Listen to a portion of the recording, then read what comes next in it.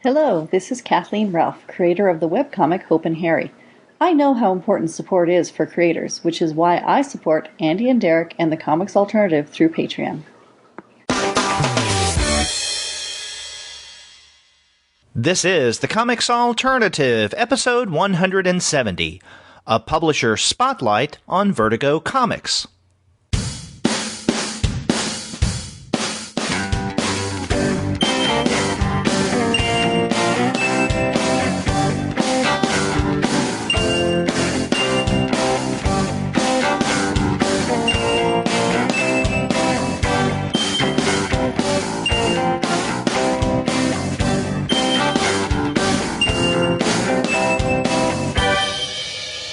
Hello and welcome to another episode of the Comics Alternative. I'm Derek.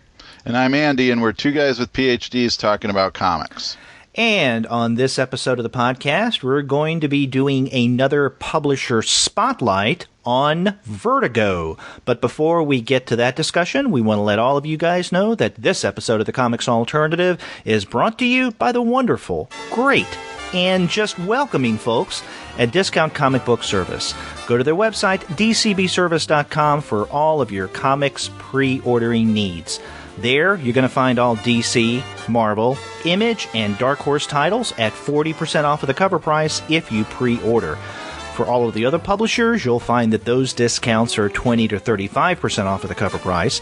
And every single month, you're going to find some incredible specials. Sometimes those will be at 45% off cover price, sometimes at 50% off, but often you're going to find discounts that go higher from there.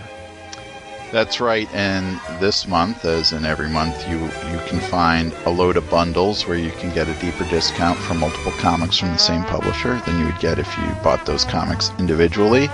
And this month they have quite a few bundles from both Marvel and DC at 45 or 50% off, and their usual Valiant bundle at 50% off. And apropos of today's show, there is a Vertigo bundle in which 13 new Vertigo comics for 50% off, which is a great deal for the comics we're going to be talking about today. That's right, and I hope they continue doing those Vertigo discounts. So they have great bundle prices and specials in other areas as well.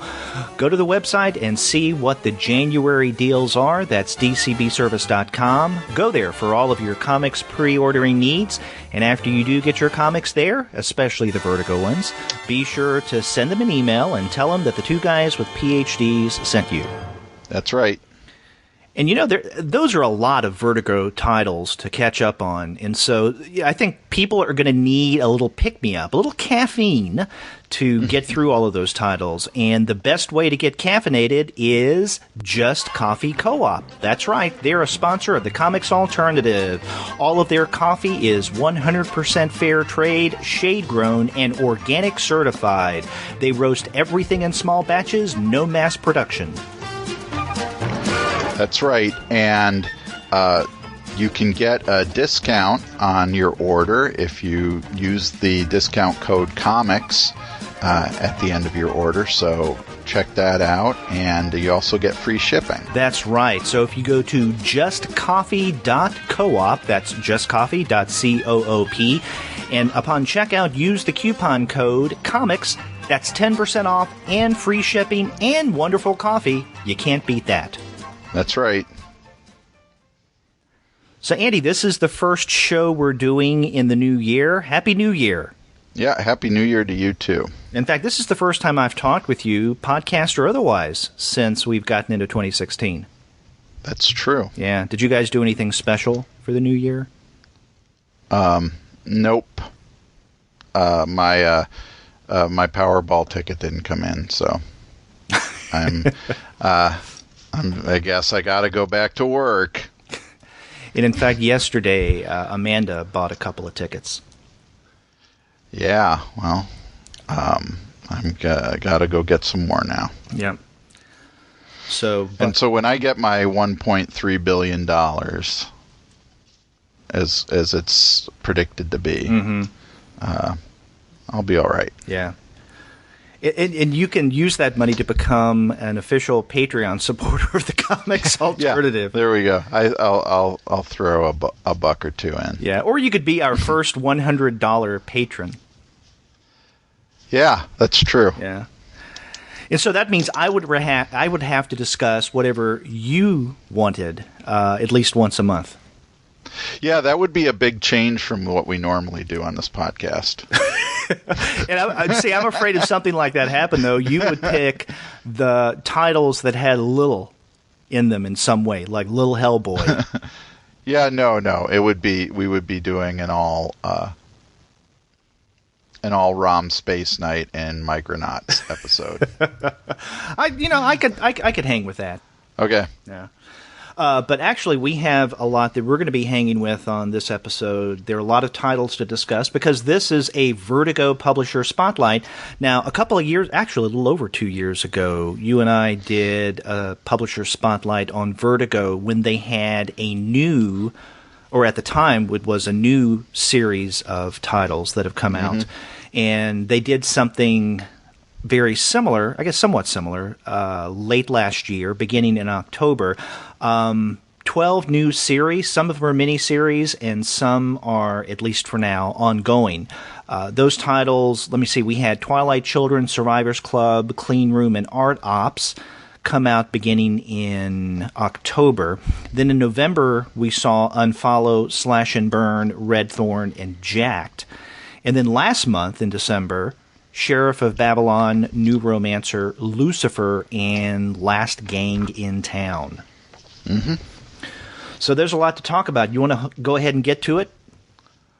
Yeah, let's get started on this pile of comics we've got. Plus the Sandman Overture. That's right. Collection has come out. We want to say something about that. We want to talk a little bit about that, especially as it relates back to that aforementioned series of new titles from about 2.5 years ago from Vertigo. That's right.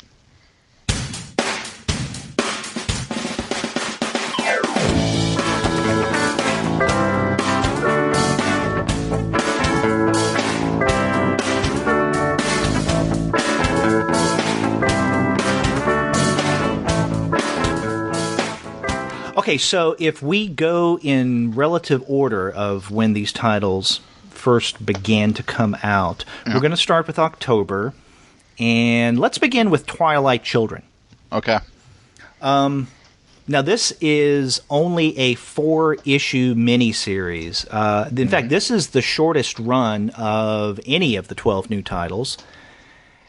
And from what I've seen, we've read issues 1 through 3. And it seems like it could be nicely contained within 4 issues. So I don't have a sense that it's going to be truncated in any way. But because this is Gilbert Hernandez and Darwin Cook, I'm sorry that this is only 4 issues. Yeah, that's true. I think that normally my preference would be for Gilbert drawing his own comics, but Darwin Cook, it turns out, is a great match with Gilbert Hernandez's writing style. Exactly. And I don't know, this may sound weird, but if you squint your eyes and look at the pages, you may think, well, this is Gilbert.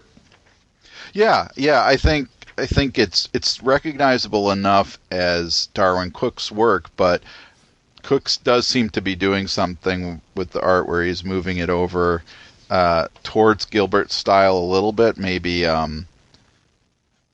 finding those places where their styles overlap, or maybe even where Cook has been influenced by Gilbert's style. Because both of them have a kind of fondness for a retro style anyway. Right. So there could be that shared affinity as well. Yeah. Now, this has to be, I'll say it up front, and I mean, I like some of these other, I really like some of these other titles as well, but I think of the batch, this has to be my favorite.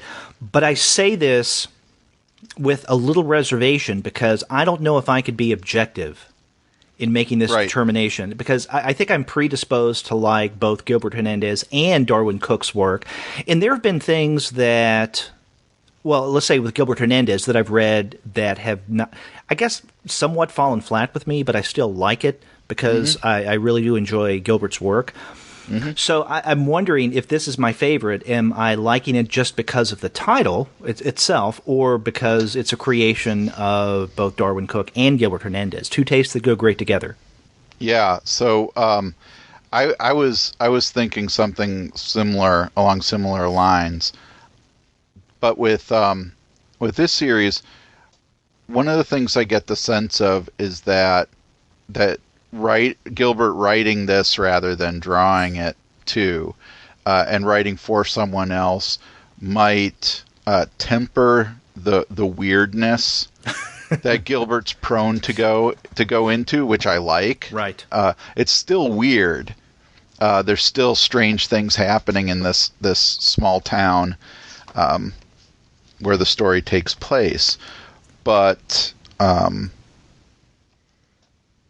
it doesn't veer over the edge of weirdness the way a lot of Gilbert stuff can go. Okay, yeah, this is definitely not Grip, The Strange World of Men.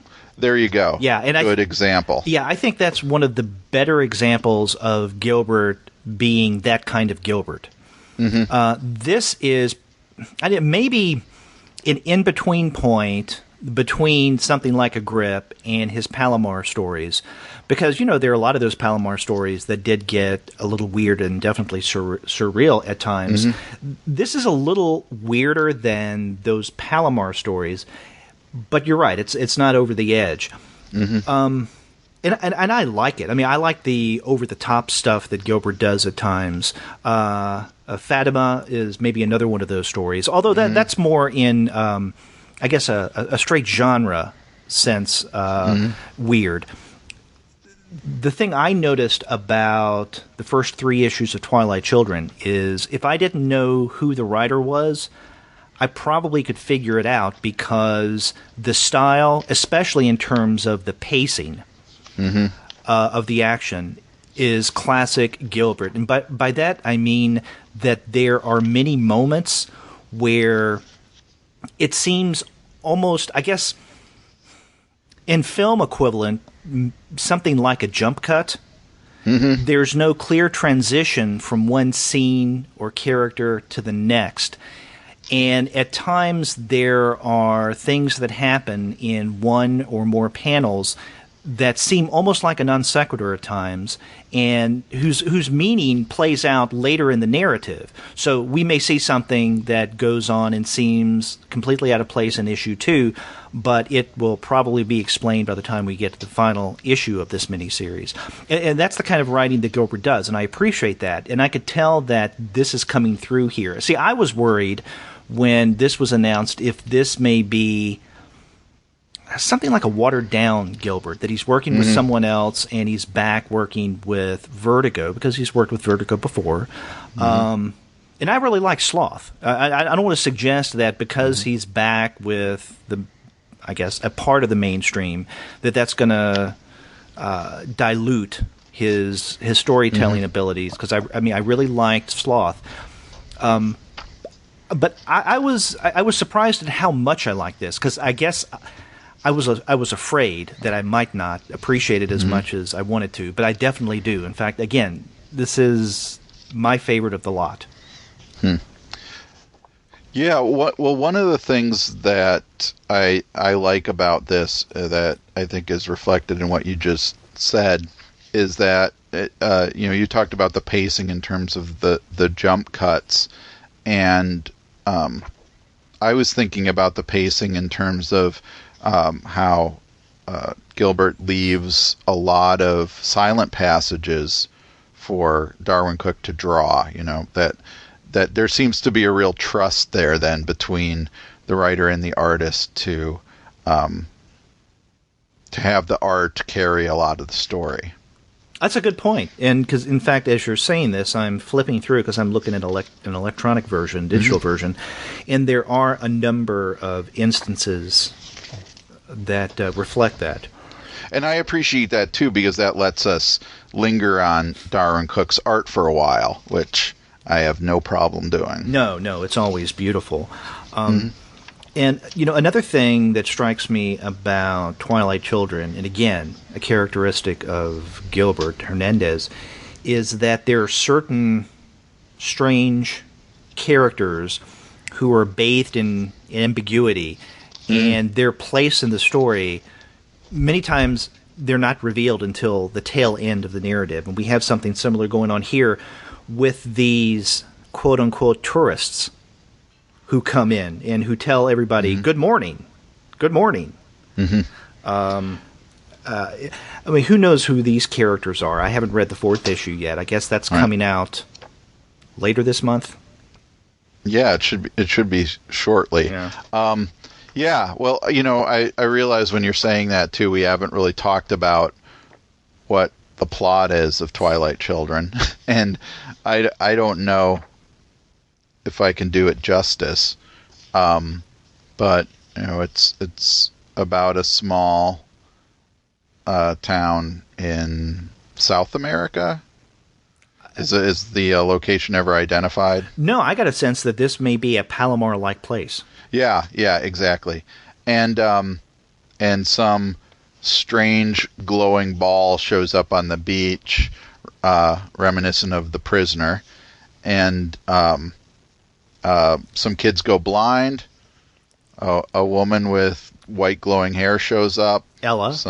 Ella. Some agents show up. They appear to be government agents, and weird things start happening in town. How's that? That's a great setup. And the kids that go blind seem to have some kind of knowledge that they have access to, right? That others don't, about what is going on. Yeah, and there are certain characters who are, I guess, carried away almost like alien abduction. Stripped of their clothes, all of a sudden they disappear. There are a lot of strange things going on in town. So, again, this just strikes me as something that could have come out of a Palomar story. In fact, if some of these characters were the ones that we see in those early Love and Rocket stories, it would make perfect sense. Oh yeah, absolutely. What's the let's see, Tito especially, and Tito and Anton seem to be very close to being Palomar characters. Mm-hmm. Tito reminds me a bit of the character who lights herself on fire. Starts with a T. Tenancia? Tenanson, yeah. Yeah, reminds me of that, yeah. in a way too, in the way she's kind of restless but also sexually promiscuous, especially when new people come to town. Right. And so and I'm stirring up trouble the way Tenanson did in that way as well. So, or Tonancine, yeah. Yeah, it's got the accent on the end. So anyway, so there's definitely a tonal feel and a feel with the characters and setting that is reminiscent of Palomar. Right, and the guy who now is seen as the town drunk, what is his name? Bundo. It's at the very beginning. Okay, because he strikes me as a typical Palomar character as well. Yeah, Bundo. Yeah. And even the kids who go blind. This is something out of a Palomar story as well, because the kids in the Palomar series seem to have some kind of insight, not necessarily in a sci-fi way, but they seem to be in a world of their own that was different from the world of the adults. Yeah, that's a good way of putting it. Yeah. I like this series. Again, too bad it's only 4 issues, but it will make a nice trade collection. Or maybe they should do it in hardbound. Yeah, I'm guessing they probably will do it in hardbound. And that, I mean, I know we're going to mention Sandman Overture a little later, but in the previous Vertigo spotlight we did a few years ago, one of the questions that came up is what is the future of the Vertigo brand? Mm-hmm. It's kind of what we were looking at with the new series that came out. I don't think that kind of relaunch of Vertigo or that launch of Vertigo really defined Vertigo very well. But one of the trends I see that Twilight Children is kind of the only example of out of the things we're going to talk about is Vertigo still being a kind of like a kind of high-end art comics brand, or kind of a boutique brand, where creators that are on the level of Gilbert Hernandez and Darwin Cook, or in the case of Sandman Overture, J.H. Williams and Neil Gaiman, that they can do those projects, and they'll get these kind of special packaging. So Twilight Children has very glossy covers, and it's $5 an issue, and likely again to have a hardcover collection coming out. The Sandman Overture, when it was a regular, or was coming out in individual issues, had that same kind of format. So I think that Vertigo is going to kind of continue having that kind of book, but for the most part, what we're seeing in the rest of the books we're going to talk about may be closer to what Vertigo will be more often. Right, and we should mention that Twilight Children is I think the only one of the 12 new titles to feature both writer and artist. What I would say I would qualify or categorize as big names, right? Yeah. Now we have big names in some of the other titles as well. Clean Room has Gail Simone writing. Mm-hmm. We have Michael Allred with Art Ops doing the art. Mm-hmm. Cy Spencer, Slash and Burn. Peter Milligan, the writer on New Romancer. But this one has both writer and artist, high-profile names. Right. So. Again, I like this as my favorite, but there are some others that have come out in October that I think are worth discussing. So let's move on. Survivors Club, and now we have 3 issues of that that are out. This is written by Lauren Bukes and Dale Heverson, with art by Ryan Kelly. Mm-hmm. So how would you set up the premise of Survivors Club? Well, there's these 6 people who I guess are kind of, I don't know, young adults. I guess they're in their 20s, who as children survived some kind of strange incident. Mm-hmm. Some of which seem to be reflective of, say, horror movies from the 80s and 90s, though maybe not all of them. And they're brought together by one of their number because a character named Zira, whose childhood experience was to play some kind of demonic video game. And she's realized that the video game may be coming back. And so she calls all these people together who've had each had these strange experiences. And Acheron is that video game. Yeah, to help investigate what's going on. Yeah. And I think you did a great job of setting this up. The first time I read issue 1 of Survivors Club, I don't know if I got that. Right. I think that as we get into the series, and again, we're 3 issues in, things start to come together a little better. I'm starting to make a little more sense of things. But Survivors Club, and there are a few others of the recent 12 new series that I found a little confusing, even after reading them a couple of times. In other words, it seems to take a while for the narratives to get their sea legs, to sort themselves out. Or at least, maybe I'm just dim. But with the first 2 issues of Survivors Club, I was scratching my head a little bit. Did you have a similar experience? Yeah, partially. I did reread them as well. Now, have you read all 3 issues or just the first 2? The first 3. Okay. Yeah, and I guess I'm getting a better sense by the 3rd issue of what is going on here, but I feel like I need the story maybe not to slow down, but to make us care about these 6 characters a little more. Right.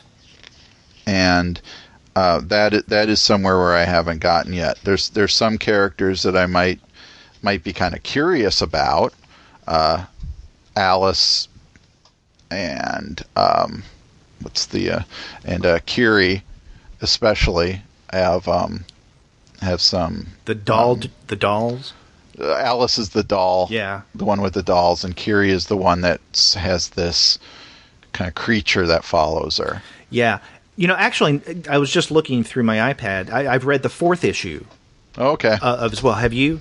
No, okay. I've only read 3 issues. Okay, I don't think that you're out of anything by not having read the 4th issue, and that's not a judgment on the 4th issue. It's just I'm not sure how much the 4th issue contributes to the story that's been unfolding over the first 3 issues. I think it seemed to me like a quick tangent. Because let me see, who is that weird creature that is following is it Harvey? Yeah, it's I don't know.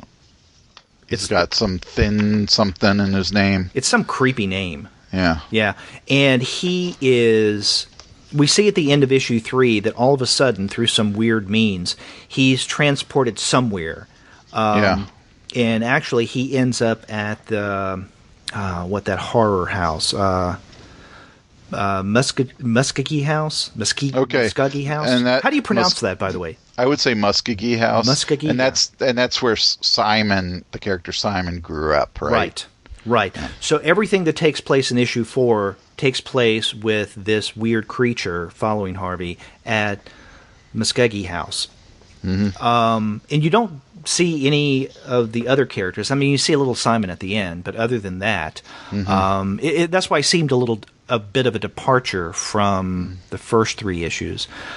I mean, I like Survivors Club well enough. I'm just waiting for more things to come together, and I'm thinking that by the time we get to the 3rd and 4th issue, more of the story should be congealing for me. Because if this is going to be an ongoing series, and they're going to collect the first narrative arc after 5, maybe at most 6, I'm wondering how cohesive the story will be by those issues.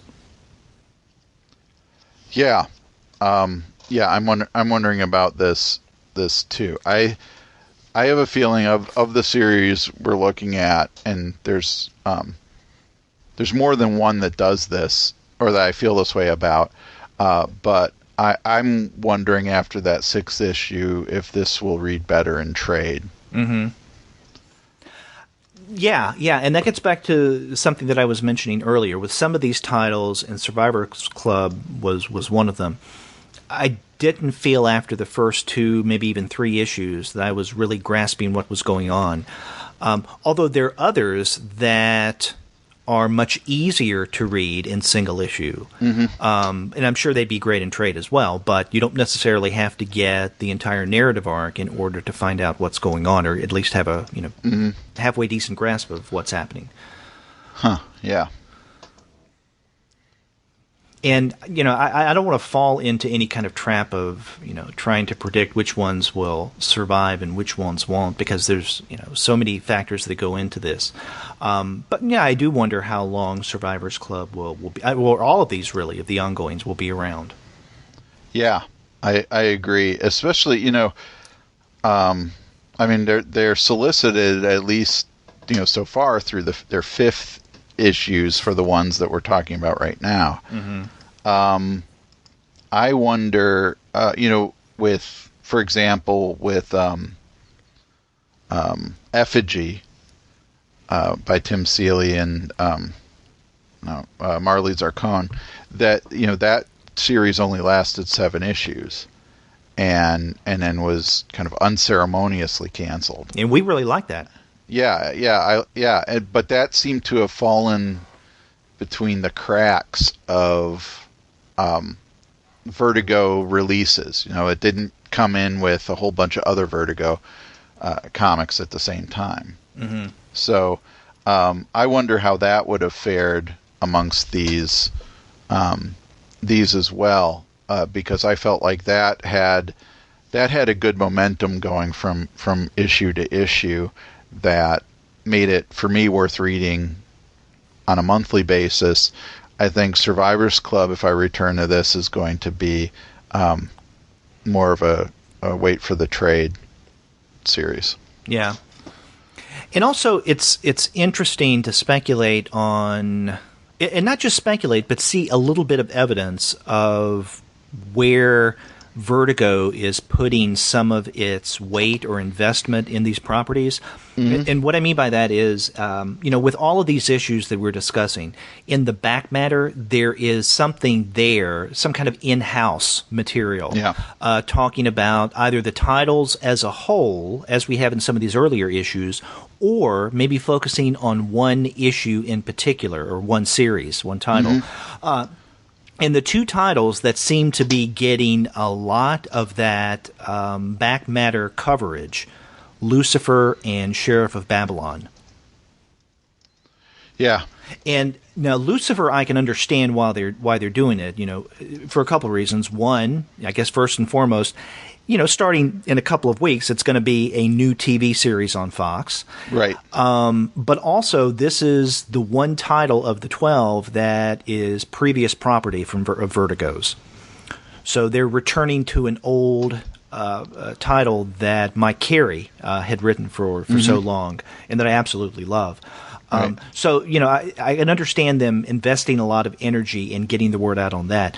Sheriff of Babylon, on the other hand, is only 8 issues. But then again, Tom King has been doing some really good stuff with DC. Yeah, with DC and now with Marvel, with the Vision series, which is really surprisingly good. Right, but I'm saying that like his work with DC, and maybe this is a reason why Sheriff of Babylon is getting quite a bit of love in the back matter of some of these issues. Yeah, maybe. I think we'll be getting ahead of ourselves here. I think Sheriff of Babylon also, though, has the greatest breakthrough potential of any of these books. You talking about TV breakthrough? TV, movie, just being once it's collected, being a book that people recommend highly as a really solid standalone mystery story that has something going on in it. Yeah, I mean, I agree, and I'm sure that we'll talk more about that when we get to Sheriff of Babylon. Mm-hmm.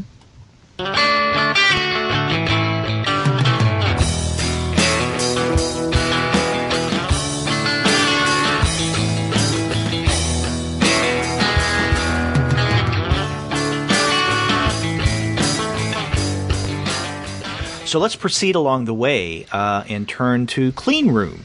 Okay. This is another one of those titles that I had to go back and reread in order to make better sense of it. And there have been, 3 issues out? Yep. And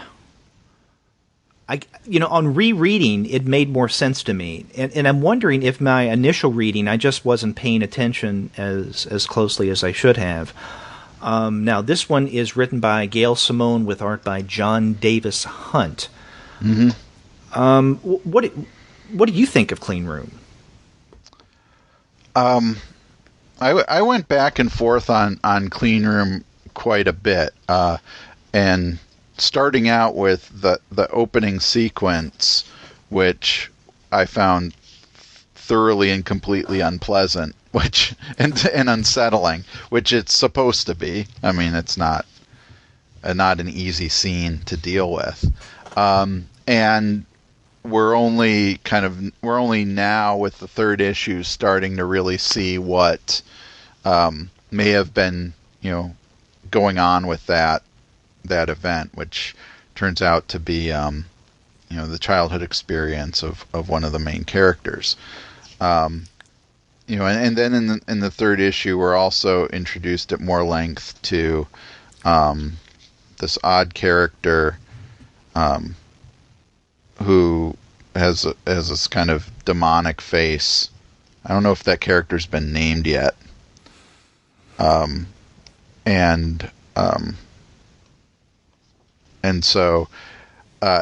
we get more of the clean room in the third issue as well. We get more of a sense of what that is. So I feel like this series is doing okay in giving us information as we're going along.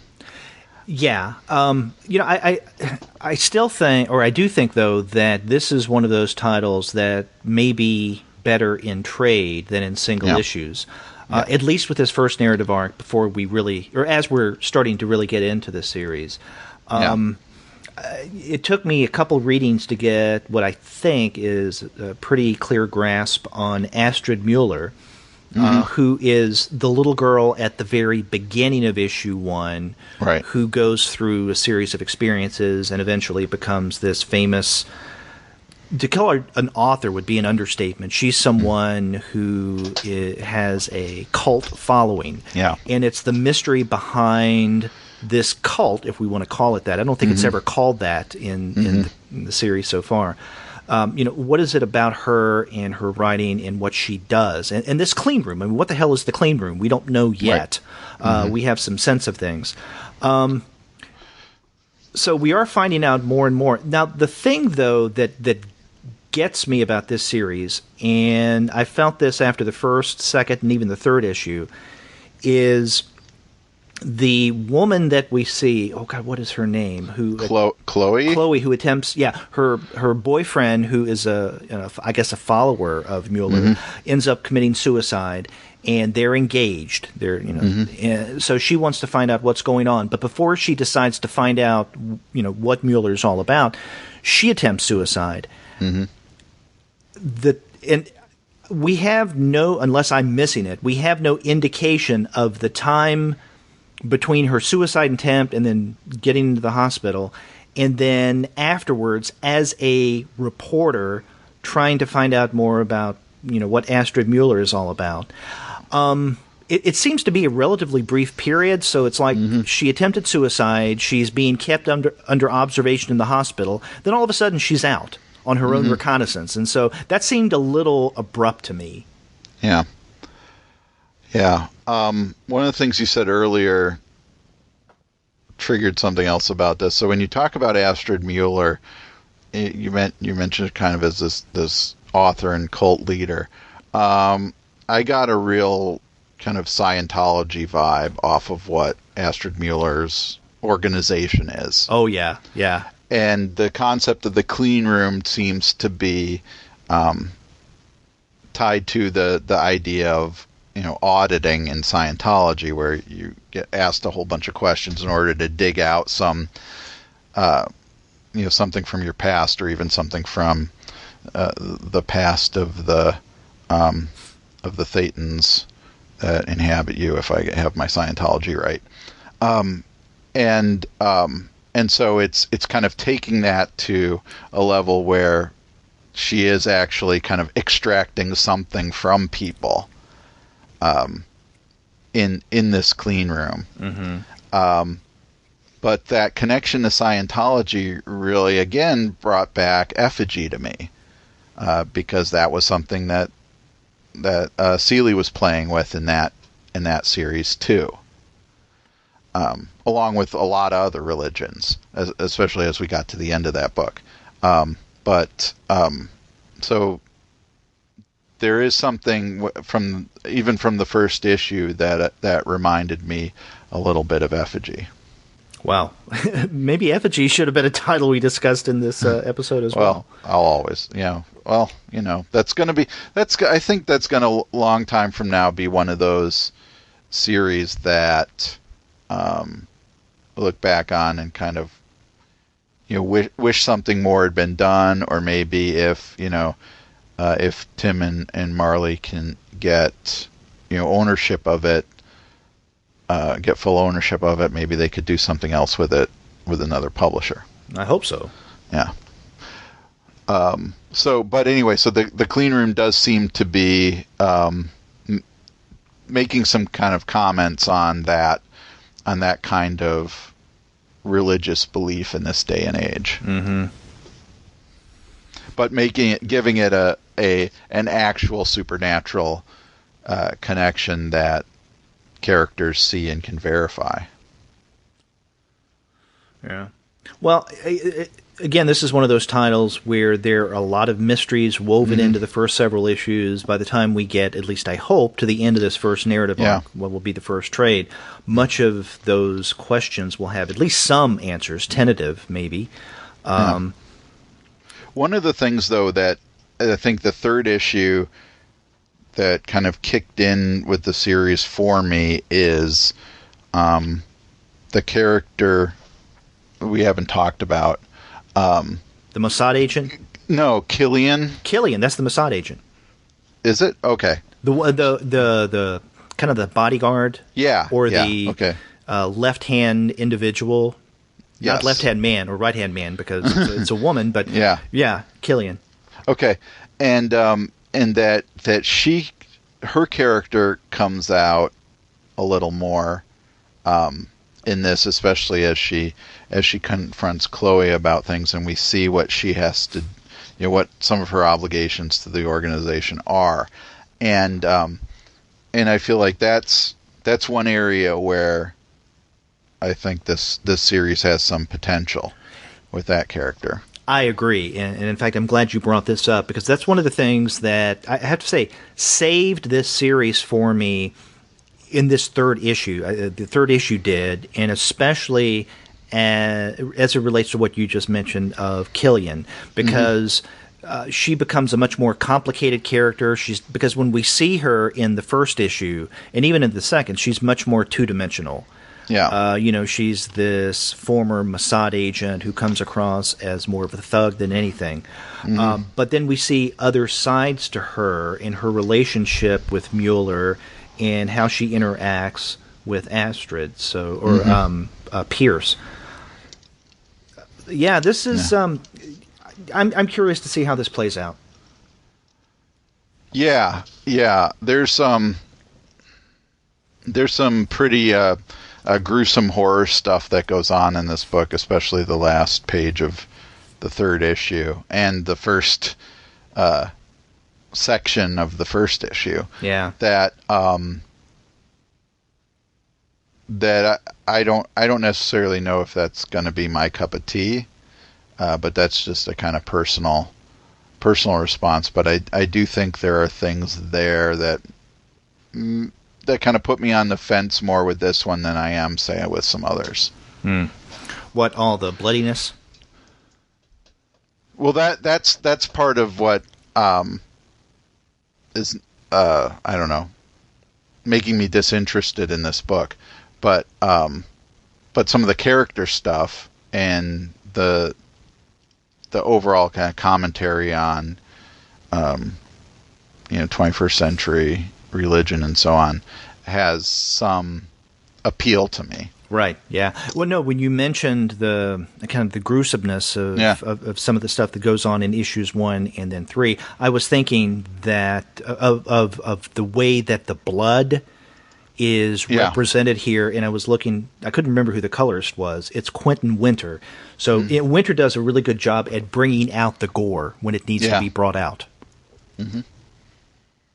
And then, it's no accident that Astrid Mueller has red hair. Yeah. So. Okay. Okay, so also an October title was Art Ops, written by Sean Simon with art by Michael Allred. And we have 3 issues of that that have come out as well. I've only read 2. Okay. I think. Yeah. Okay. Now, this is another title, just like Survivors Club and Clean Room, that I feel may work better in trade. Mm-hmm. Although I did get a sense that the story came together in a more cohesive way after we got into issue 2. Yeah, I agree. I agree on that. I think it's an interesting choice in this series to start following a group of characters, and that the Art Ops team in the first part of the first issue is a fun concept that they can go in and extract characters from paintings in order to save them from something, some threat that might be coming to them, and especially the leader of the Art Ops team, Jones, is a pretty interesting character. And then within a few pages of her appearing in this issue, she's disappeared. And then the narrative, it seems to be focused on how is she and pretty much the entire Art Ops organization going to be found. Right. Yeah, I don't know. When I read issue number 1, I couldn't help but think of Doom Patrol. Grant Morrison's Doom Patrol. Yeah. That's a good comparison, and I think that also Mike Allred is really suited to that kind of story. Yeah, as the artist of this. I'm not familiar with the writer. Is it Sean Simon? Sean Simon, yes. Yeah, I'm not familiar with anything that he may have done, but I'm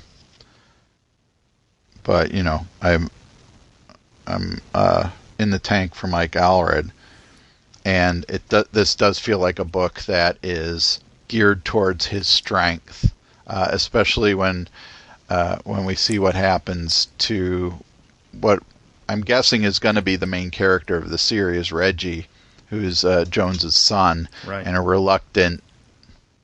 is reluctant to get involved with the Art Ops organization, but that he had some kind of accident that caused his arm to be removed, and it's been replaced by this kind of giant, these kind of color blobs that flow out of. Been replaced by art. Yeah. And that that's really Allred's forte, to have a character that can do that sort of thing. Right. So we have, as kind of a setup to this, it's a team of, is it 4 or 5 individuals who are part of the Art Ops team when we first see them? 5. And they are in the process of taking, for safekeeping, the Mona Lisa. Right. Not the painting, right, the Mona Lisa, but taking the person, the figure that it was based on, out of the painting, and then replacing her with a lookalike that they make up to look just like her, because they have gotten word that certain works of art are in danger, and they're trying to keep safe some of these major figures, characters from art. And then this takes us into Regina's son, Reggie's story, and we see that he's with his lover. They're going to go get some drugs, and they're in this dark alley, and what Reggie thinks of as the graffiti on the wall turns out to be something nefarious.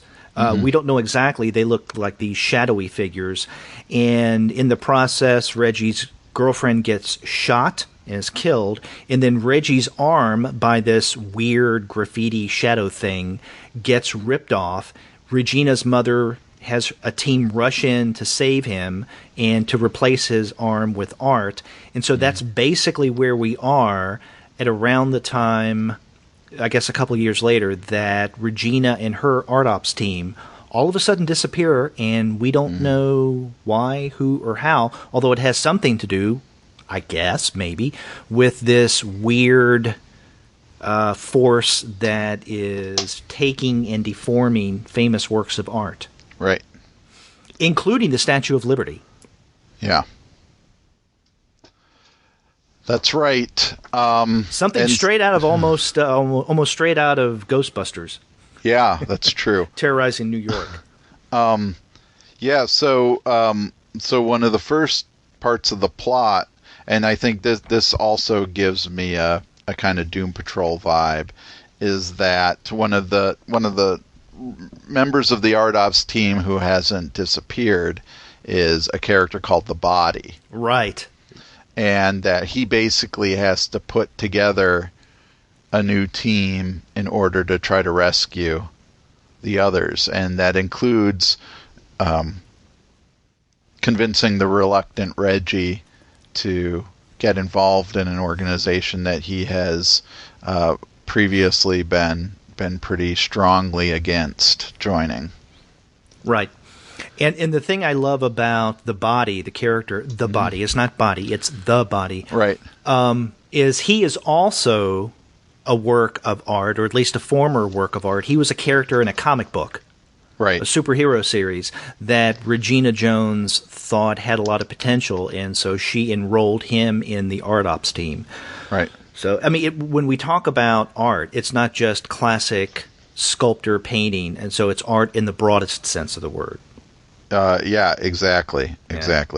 And so I'm a sucker for the type of narrative that is the putting the team together. Mm-hmm. That I've always liked that convention in superhero comics where something happens and a lone superhero has to gather the right people together in order to fight whatever menace that only that superhero knows about. And so the Body's definitely, and I think maybe because he comes out of a comic book, is definitely following that convention. Yeah, and he is very straight-laced. I mean, he is focused on getting the task done, not wavering from what he needs to do. And so that's what makes that relationship between him and Reggie so interesting, is that Reggie's the complete opposite. Mm-hmm. And so, so Reggie, Mona Lisa is still wandering about, and so Reggie is kind of taking care of Mona Lisa. Supposed to. Yeah, who seems to be really enjoying the contemporary America, especially in her fashion choices. Yeah. And then in the second issue, at least, again, I haven't gotten to the third issue, the Body also recruits this character Isabella. Mm-hmm. So the team is starting to come together. Yeah. In bringing the Mona Lisa into contemporary world and having her fit in and really enjoy current day New York, I couldn't help but think of Woody Allen's short story, The Kugelmass Episode. Oh yeah. And I know many times you accuse me of almost gratuitously bringing in Woody Allen in every episode. I don't think this is so gratuitous because we have something similar going on here. I mean, I absolutely love that short story. And this is when it's about a character named Kugelmass who goes into... Oh, no. Is it that... Oh, now, it's been so long since I've read it. It's the man, Kugelmass, who goes into the box because he wants... a box where if you put a classic work of literature into the box and you go into the box, then you can visit the world of that work of literature. Mm-hmm. And so he wants to meet someone he can have sex with, and a passionate relationship. And so he chooses to go into Madame Bovary. And when at one point he brings Bovary into his world, it becomes much more of a headache to him. Yeah. A classic take on be careful for what you ask for, you just may get it. Exactly. And so Mona Lisa isn't as bad as that, but she does seem to be fitting in quite well with contemporary America. Now, I know you said that you're on board for about anything that Mike Allred does. And, I've said it before on the podcast, I'm not the biggest fan of Allred. Mm-hmm. I mean, I think he's okay. sometimes there's something about his facial expressions of his art that rubs me the wrong way. I didn't get that sense in reading the 3 issues of Art Ops, though. Yeah, so that was good. Yeah, in the 2 issues I've read, I'm not as compelled by this story as I am by others that we're going to be talking about. I find the character Reggie, for example, kind of grating. But the body is interesting, and again, I do think that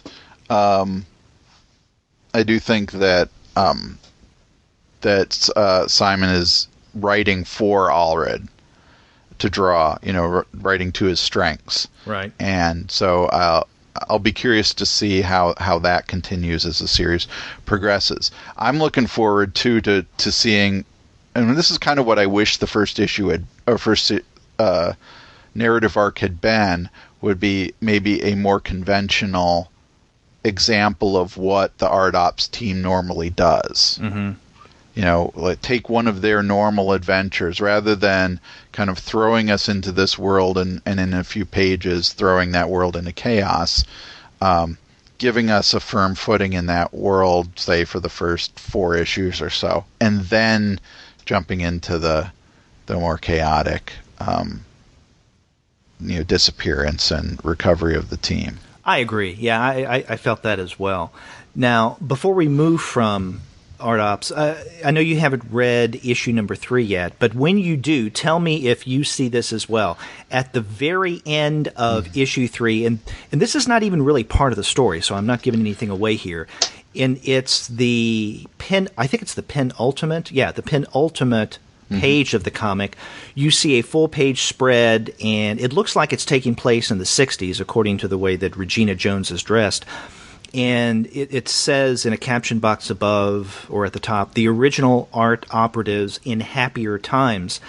And we see the 4 members of the team, Regina holding a very young Reggie. Now, one of the characters, and I don't know if this is Chapman or Carlisle, because, again, as you mentioned, we don't get much of a sense of what the Art Ops team is and what they do in the first 2 issues to find out who's who.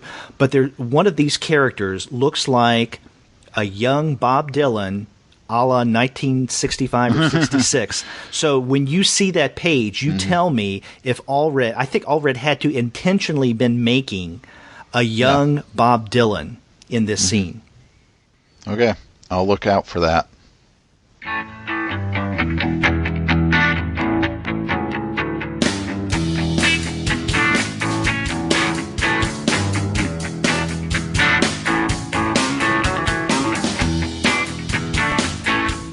Okay, so the 4 titles that Vertigo released in November: Unfollow, Slash and Burn, Red Thorn, and Jacked.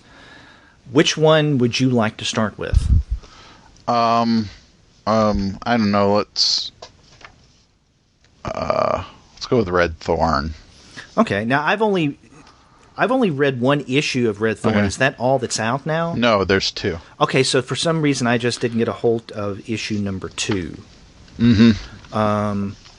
And I have to say, issue number 2 does move things forward. In fact, pretty rapidly. Okay, because that was one of my issues with the first issue of Red Thorn. By the time I got to the end of it, I didn't get much of a sense of what was happening. And that's a little different from what I was trying to describe with Survivor's Club and Clean Room. With issues 1 and 2 of both of those series, things may have been a little confused, but something was happening. With issue number 1 of Red Thorn, I didn't get a sense that the narrative had progressed that far. That basically we were introduced to, oh God, what is the character's name? Illa? It's I say Isla. Isla McIntosh. She makes it clear that the S is silent. Isla. Right. So I went with Isla, but it could be Illa. Yeah. So we get to see who she is. Right. Although there is some question about some abilities that she has that are never described or explained in any way in the first issue. Is this explained somewhat in issue number 2? As far as what her deal is? Or her drawing and what she's able to do with the drawings. Well, she whatever she draws comes to life. Or certain things she draws come to life. And so that power that she has is somehow tied to this dangerous demigod named Thorn, who is naked a lot in the second issue. She's also looking for her missing sister, Lauren. Right. And that's why she's come to Scotland. And in the first issue, she meets this guy Alec, who she then ends up having a pretty hot and heavy sexual relationship with right off the bat. Right. So, so the thing that kind of made me curious, especially coming out of that first issue, is what's going on with Isla and her quest, because she seems to be on, I'm looking for her sister, trying to get some sense of what is going on with her drawings, but she's also taking the time to start a relationship and do a few other things as well. Right. So it makes me wonder just how compelling or how dedicated she is to her quest. Yeah, she did seem a little willing, let's say, to go off on that romp with what's the guy's name? Alec. Yeah. I didn't have, again, I just read the first issue. I didn't have a question really with her quest, and we should point out that her sister Lauren, who disappeared, this is before Isla was born. Yeah. But this idea of going on a quest to find out, some mysteries behind her sister whom she never knew. I mean, okay, I can go with that. But what confused the crap out of me at first is there's no, not necessarily explanation, but no context, no setup, no warning or anything when it comes to our first introduction of what her art can do or what she can do with her art. Because just a few pages in, she recounts a story where when she was younger in high school, she would draw people, she was kind of a loner and didn't feel that she fit in. So she would draw people who would be ideal friends for her. And one time she does this drawing actually becomes a person in her school. Right. And there's no setup for this. There's no warning. And, for instance, she doesn't say, I have this weird power. I don't know how it happened. I don't know exactly when. But this one time, there was nothing like that. It just happened. And at first I thought, okay, I missed something along the way. Did I turn a page accidentally? I missed it. I don't know. That just seemed like an abrupt introduction of this weird phenomena. And then later on in this first issue, we get this bog creature underneath the bridge, right, where she and Alec are walking. There's no explanation of that. That didn't strike me as weird as what her art could do. But this is another one of those titles that I think would probably be better read in trade. Yeah, I am headed in that direction too with it. It is. I would say though that the ties to kind of Scottish mythology are more evident in the second issue. Okay. And that's where things progress along those lines. Plus, and this isn't a spoiler, I don't think by any means, but Thorn is freed in the second issue. So that part of the narrative is already barreling forward. And he's freed somehow through the drawings that Isla's doing. And again, we don't know how that connection happens. But so I was happy to see that the second issue did move things forward and did answer some questions I had in the first issue. But I do think this may be something to get in trade as well. I do, though, really like Megan Hetrick's art in this series. Oh, yeah. I thought that really stood out. And I've only seen her do a couple things. She was part of the art team that did that Bodies series. Oh, that's right. Oh, in fact, we didn't mention the creators of Red Thorn, did we? Yeah, no, I guess not. Megan Hedrick is the artist, and David Bailey is the writer. Mm-hmm. And again, David Bailey, like a few of the writers here, not someone I'm not familiar with. Yeah, same here. I'm also unfamiliar with the creators behind Unfollow, written by Rob Williams with art by Mike Dowling. And I may have seen Dowling's art in the past because it does look familiar. Can you recall what else he may have worked on? No, but it does. It looks familiar, but it has some vibes to it that remind me of other artists a little bit. Okay. I was getting a kind of a sense of Tim Bradstreet at times, and sometimes in some of the faces, and especially the way he has kind of fabric hanging on some characters. Frank Quitely. So, and we have 3 issues of this that have come out. Yes. This is another one of those titles that by the time I got to issue 2 and definitely 3, I felt that I had a better grasp of it. Well, 3, the premise really kicks in issue 3. Right.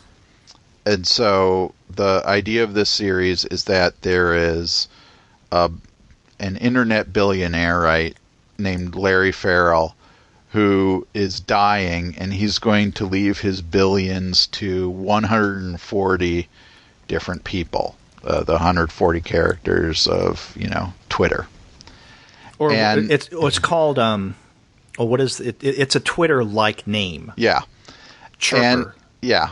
Chirper. And so this becomes big news immediately.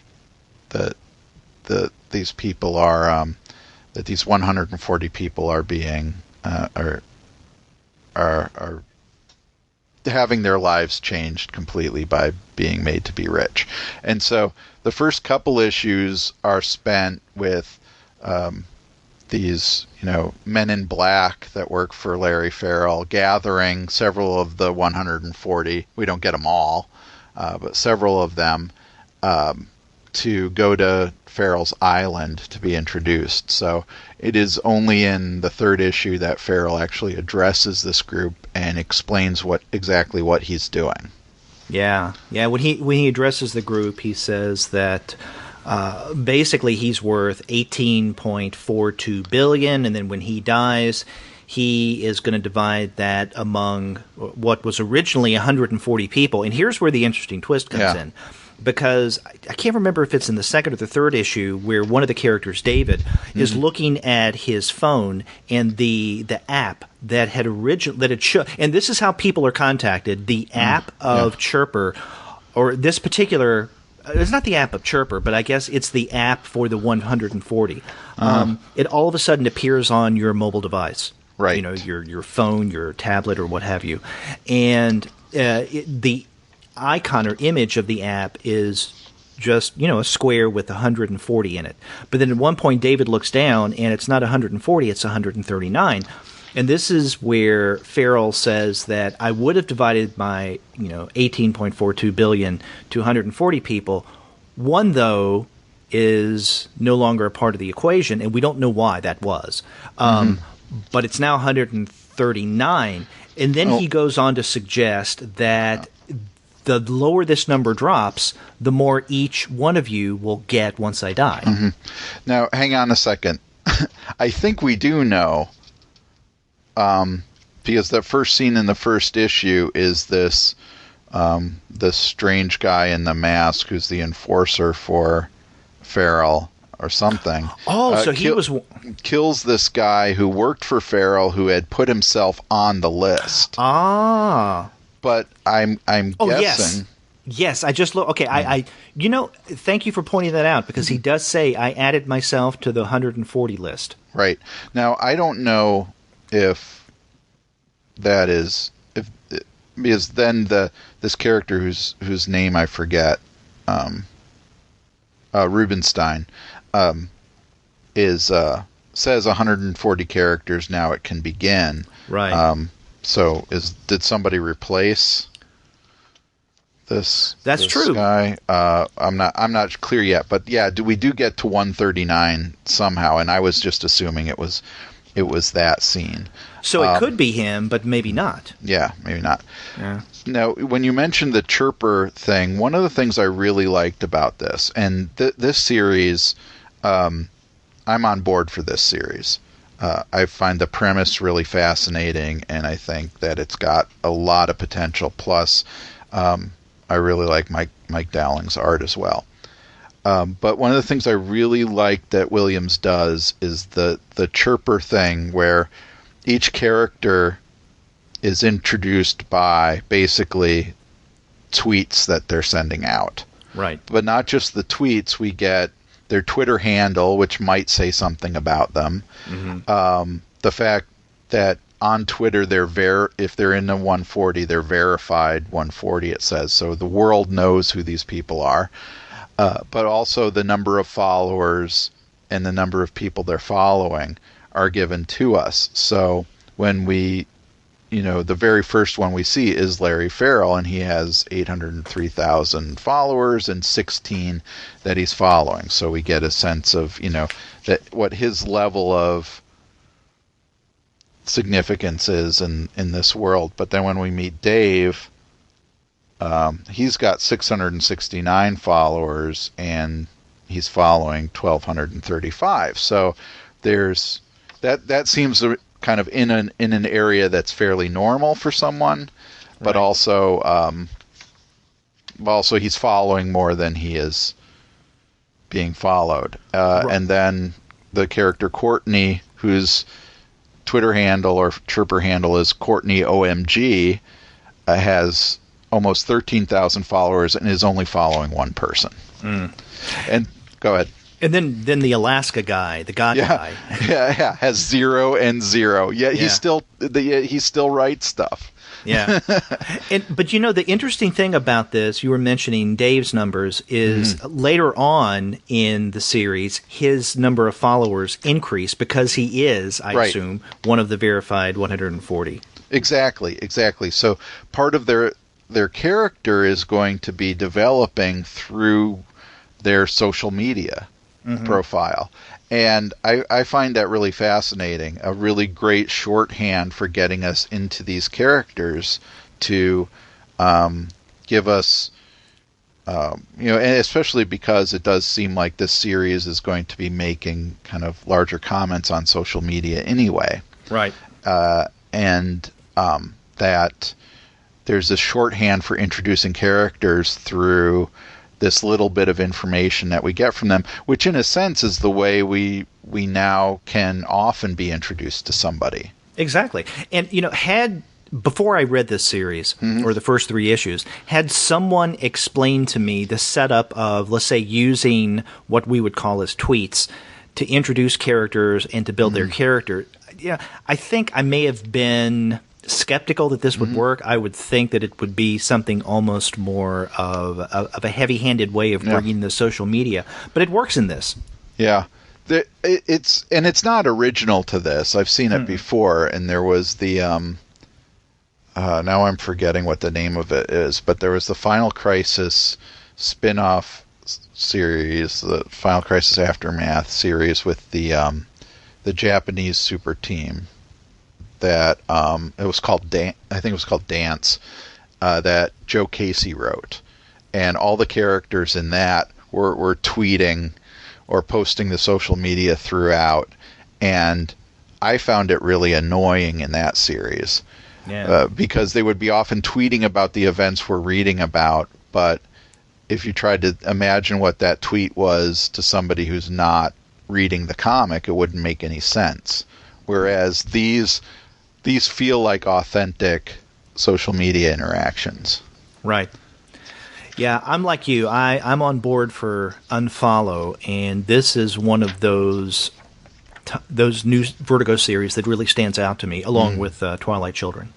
Yeah, and it's got such a clear high concept and a great hook that, you know, this also I think is one if Vertigo's ambitions are to, you know, get these projects into other media. This would be one that I think would translate pretty clearly into, say, a TV series. Exactly, and it strikes me this could be something akin to, I mean, maybe without the mystery and weirdness, a Lost.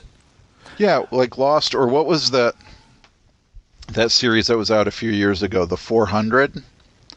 That was about a bunch of different people who suddenly gained superpowers, and so you had the potential to follow a handful of main characters, but then spin off these side episodes where you get just the story of one of the many characters. So I see this series having the potential. I don't know if they're going to do this, if, you know, Williams is going to do this, but, you know, have your longer story arc and then do a single issue or a shorter story about one of the 140 that's not a main character. Right, or the 139 or the 138. Yeah. And you know, that with that countdown though, you know, this series, which is not a mini series as of, you know, from what we know, obviously has some kind of limiting endpoint, right? Because you know that part of the drama is going to be the countdown of the 140. I mean, we've already got this with 139. So, you know, yeah, this is going to wind down at some point. And one way of not so much padding out, but adding to this series that otherwise could be quite limited is by just what you described, exploring stories of the lives of some of these other characters who were major participants in the 140 or now the 139. Yeah. And when you mentioned too that the sense that this has a potential endpoint, you know, Larry Farrell does point out that every time somebody dies, that the amount each individual gets goes up, and he kind of jokingly announces at that point too that, well, you know, if more people die, the more money you're going to get, and a lot of the things that Farrell says too, kind of off stage or in his you know, to his assistants, seems to indicate that he's performing some kind of experiment, some kind of social experiment with this. Right. To see how these people will respond to the opportunity, not just to already have all the money that they would really ever need. Yeah. So this... Go ahead. No, this becomes another version, and they even reference this a few times, another version of Willy Wonka and the Chocolate Factory. Because, you know, the 140 is like the magic ticket. And so you get not just a group of, how many were in Willy Wonka, like 6 or 7? Yeah. But you get 140, you know, whittle down quickly to 139. So what are they going to do along the way to where the numbers will fall even further? Yeah, yeah. I was also reminded a little bit of 100 Bullets. Oh, that's good. And, you know, if you think about how 100 Bullets played out at the beginning, it did alternate, you know, longer stories with shorter stories right. about people. But that ended up moving away very quickly from its primary premise, which was, you know, that someone would be given a briefcase with 100 bullets and a gun and could do whatever they wanted with them, to the kind of mythology narrative of the what was it, the Minutemen. Yeah.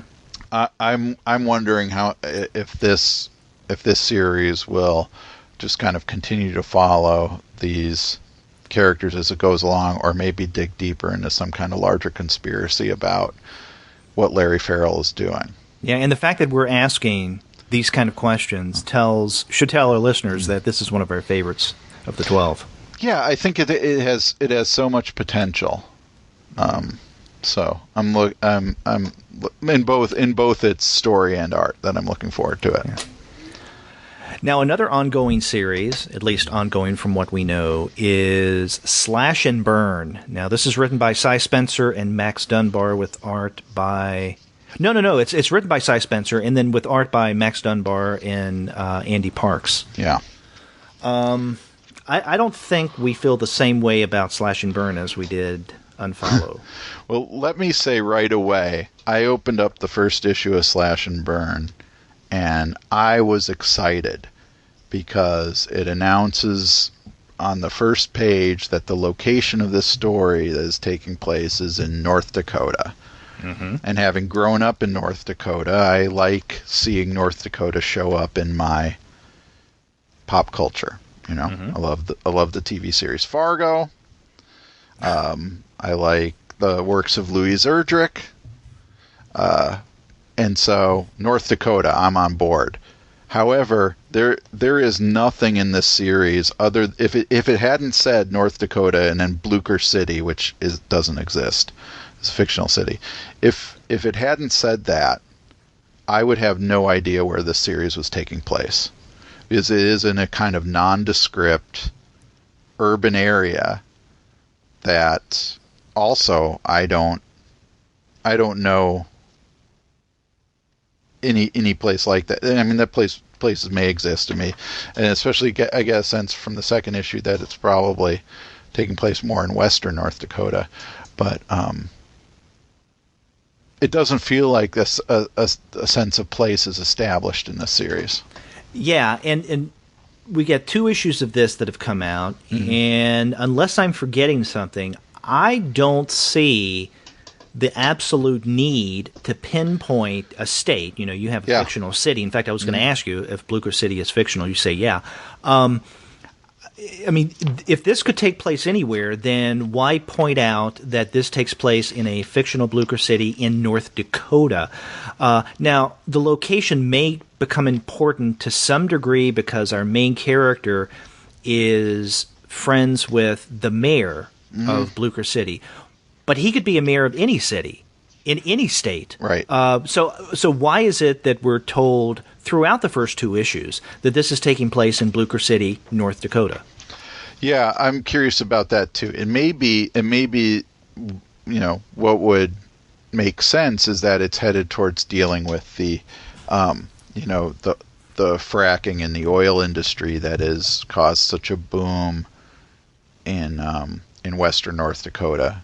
That would make sense, mm-hmm. You know, and since it's about a main character in this series, Rasheen is a firefighter who, you know, maybe there will be some connection there. But to kind of explain the series too a little more, Rasheen is a firefighter. We get flashbacks to her time in an orphanage where she was with, I think, 4 other kids, mm-hmm. and there's something going on with these kids and fire. Right. And so one of the mysteries is of the series is what is Rasheen's relationship with fire? Right.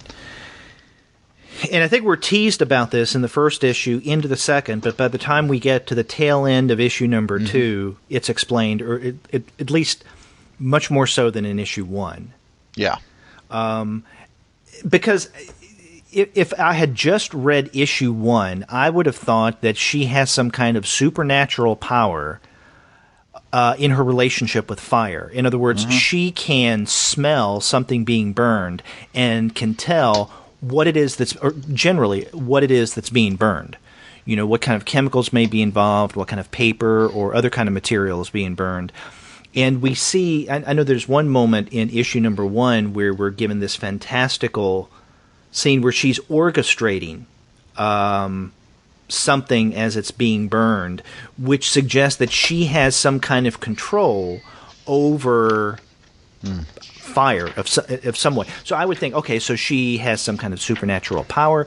But then in issue number 2, those questions, I think, are answered. It's not that she has a supernatural experience with it. It's another relationship with fire. Well, the orchestration sequence, I thought, was meant to kind of visualize how she investigates the crime scene of the fire that in the storage unit that opens the series. That she is kind of listening to, in a sense, how the room sounds, and that's basically sensing the fire, the relationship of fire to this room or whatever, and that's how she's able to track down how the fire started with the old VCR. Yeah. Oh, yeah. Well, that's how I read it. Yeah. I didn't mean to suggest that this was actually happening, that this is like a fantastical representation of how she is getting her information. It's very similar to the way that Matt Murdock senses the world around him. That's a good way of putting it. And so these musical notes that surround her are like the vibrations and whatnot of Matt Murdock and how he gets his information. So again, I was thinking that maybe she had some kind of superhero, supernatural, otherworldly powers, but that's not the case. Yeah, it's more like she's just a really, really good kind of fire and scene investigator. Yeah. And then we're also introduced right away to Detective Bill Morrow, who introduces himself to her as she's leaving the scene of the fire with her injured partner who got wounded by a gun that discharged in the fire. He says, I'll give you a ride if you like. Detective Bill Morrow, new kid in serious crime, just blew in from Chicago. Okay. So he gives us his exposition. And, again, I don't get the sense that that's not, people don't talk that way. No. But then again, so, we've got a grizzled detective from Chicago who smokes and doesn't shave. And I would really like to see this, if this series continues, maybe move on from the kind of stereotype of that character, give us some more information about what Roisin is doing, and I don't know, and maybe even make these characters more compelling too. I just really don't find a lot in this series to really hook me the way some of the other series that work really well do. Yeah. The art is fine. It's the storytelling that does seem heavy-handed here. With the cliches of the Chicago cop. With the forced exposition that you pointed out, and I like Cy Spencer as a storyteller. I've liked some of the things that he's done in the past. Oh yeah. But I don't know. This, like you, this didn't grab me in the way that others have. Yeah. Other Vertigo titles. Yep.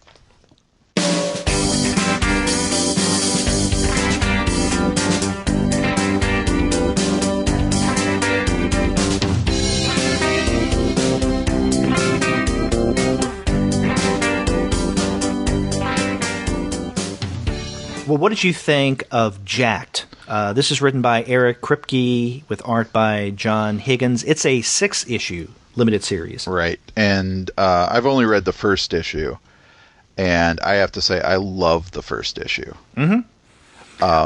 Go ahead. And I was going to say, you'll like the second. Okay. Good. Yeah, if you like the first one, because I think the second issue is just as good, plus it carries this story forward in a way that's going to be satisfying. And we should also point out that this is the one title of the new 12 that Vertigo's come out with that is humorous. Overtly so. Yeah, and it feels like it belongs in a different time in Vertigo's history. That's partially also because of John Higgins' art, and John Higgins is one of the British artists that kind of came over. Well, I mean, he did the coloring on Watchmen, but was doing stuff for DC at the time, but was, for me, one of the artists that was kind of associated with those early days of Vertigo as well. And then Eric Kripke, who is a writer on Supernatural, maybe one of his biggest credits. But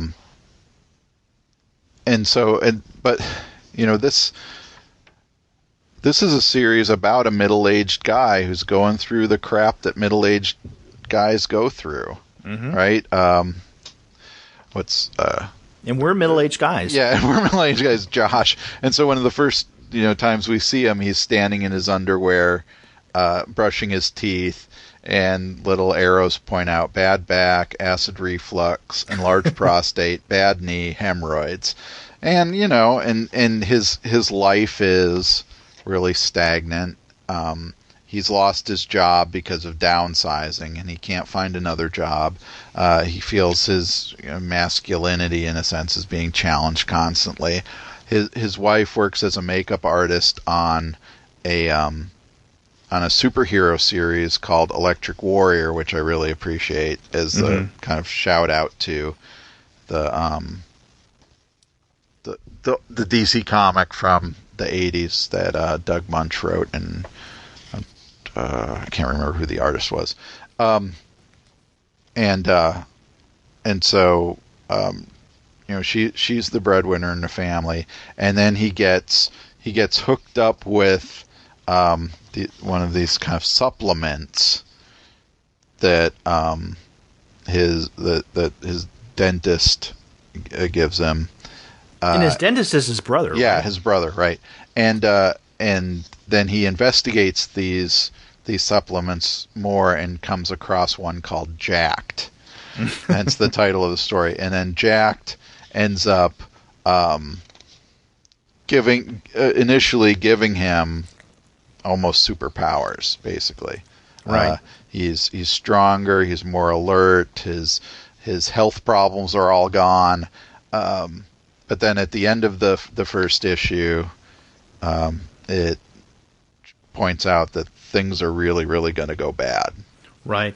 And we should point out that just because this supplement seems to give him some abilities of strength, concentration, and some of those ailments have faded, he still looks the same. So he still looks like a middle-aged guy, a little overweight, dumpy, but he does have these abilities. And one of the reasons why I said that you will like, if you liked issue 1, you'll really like issue 2, is because the development of his powers coming to the fore is much more prominent. And so you saw in issue 1, his neighbors Damon and Jessica, they have this really loud, annoying dog that's always barking. And this becomes a major plot point in issue number 2. Yeah, that's good. That's good. And then that kind of reinforces something that the vibe I was getting out of this first issue was that this feels like a Chuck Palahniuk book about middle age. Okay, yeah, that's a good way of describing it. And man, yeah, I mean, Kripke is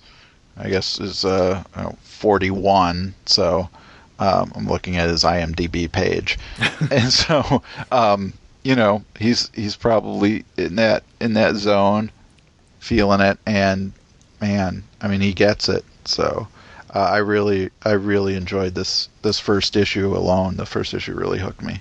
Yeah.